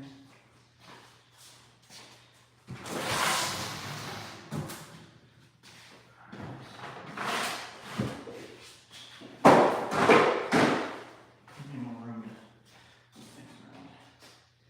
Yeah. And if I would have put this bike back on the con stand that I have. Come on, come on. Parallel parking huge or something. Alright. Oh, there we go. There we go. That looks good. Let's see. These things down. Yeah, I'll show you this con stand that I got when I rebuilt the BMW S1000. And that thing was awesome. And I needed it because I had to do triple tree work. I had to replace the triple tree on that. And I was like, I can't use a triple tree stand because that relies on the triple tree. So I found that thing and it lifts it by the frame. I will take you off. You are a sheen fighter. Okay. And check out, this is to turn the crank over. I just went ahead and put that on there. Because I'm going to be turning over the motor, but that's right where I get out of the car. I don't really want to destroy my shin just yet. Maybe a little later on, maybe? Yeah. Where are you? Where'd you go? Oh yeah. There we go. Yeah. That's the other thing with Ducatis, you always need like special tools. Like this crank turner, it's not really that special, but typically you can get crank turners that just don't rely on some special good. This wasn't that expensive. There's a few tool makers out there. This comes from Toolmaker is it VDN or VON Bond? I don't know. But they make a couple Ducati specific tools. I don't know if they're the highest of quality, but they get the job done. Yeah, let's see here. Let's go check out that con stand real quick. So that's its sleeping place. Got enough room for it. But yeah, this freaking con stand. They have it on the website. I don't know. I have it in the description of some of my other videos. But yeah, this thing is awesome. Like, it lets you wheel it around. It's both wheels are up. I used to see these center stands out at the racetrack, but at that time, that was like, what is that, 10 years ago, 12 years ago? And center stands were super expensive, like $1,000, $2,000, and it was like really elaborate. You could lift your motorcycle really high with them, and I was like, no. And then I stumbled upon this when I wanted to rebuild the S1000. I was like, I really need a center stand. It's gonna be expensive. And then I got this thing for like, I think it was like $350 shipped from Germany. It's a German company, and it's just awesome. It's so much more convenient than having a front stand and a rear stand. I always swore by pit bull stands, where you get the front stand, the rear stand, you're like, yeah, I got pit bull stands, I'm set. But that took up so much extra room, and if you wanted to move the bike, you had to take the stands up, whatever. This thing, it's just always ready to go, and if you want to work on complete front end, like, oh, you want to take off the forks, boom, done. You want to take off the triple tree, boom, done. Oh, you want to take off the swing arm? Oh, no problem. So it just, and if you need to wheel it around anywhere, you can. And the wheels are pretty good. Some of the rubber's kind of coming off and it makes it a little bit juddery, but our last garage was pretty shitty and it wasn't very smooth, but yeah. But yeah, this is the next project bike. You guys will see the videos coming out. One of my most recent release is of this bike. That was of this bike. I finished it, but my buddy brought it back and he said, hey, it's having an intake backfire. And I was like, ooh, let me check that out. It was running fine when I fixed it. Everything was good. I ran it up and down the street. I ran it for almost an hour just to make sure there was nothing issues. And he rode it the first time, no issues. And the second time he rode it, he was like, oh yeah, there's some backfire. And there's a really big backfire. And I don't know. I just put it up. I was like, And everything I read, it was something about the TPS sensor, which is on the carburetor, or not carburetors, throttle bodies. And sure enough, when I was messing with it, this plug that is the main plug for this TPS sensor, or the throttle position sensor, I was just like wiggling, it came right off. And I was like, ooh. And you can see this metal pin right here is which holds it on. It was a little bit bent. So I was like, So I bent it back and I put it back on and made a firm click. I was like, I think I just solved it, but I am not 100% sure. So that's one thing, but also another thing with those backfires is that these could be unbalanced, and that's why I have this DigiSync tool that I'm going to be able to balance these throttle bodies. But also, I didn't have complete 100% confidence in my valve shim job or my valve clearance job, so I wanted to go over them again. And I had arranged the first time. I had arranged, like, say, oh, this clearance, I had room from 0.10 to 0.15.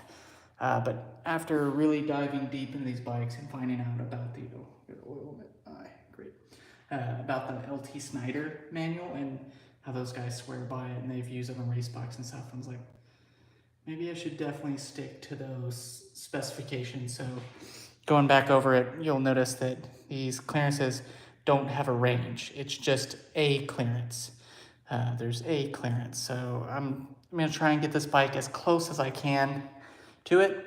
If that requires me sanding down or grinding down some of these shims, I'll do it, because I want this bike to be perfect in every way.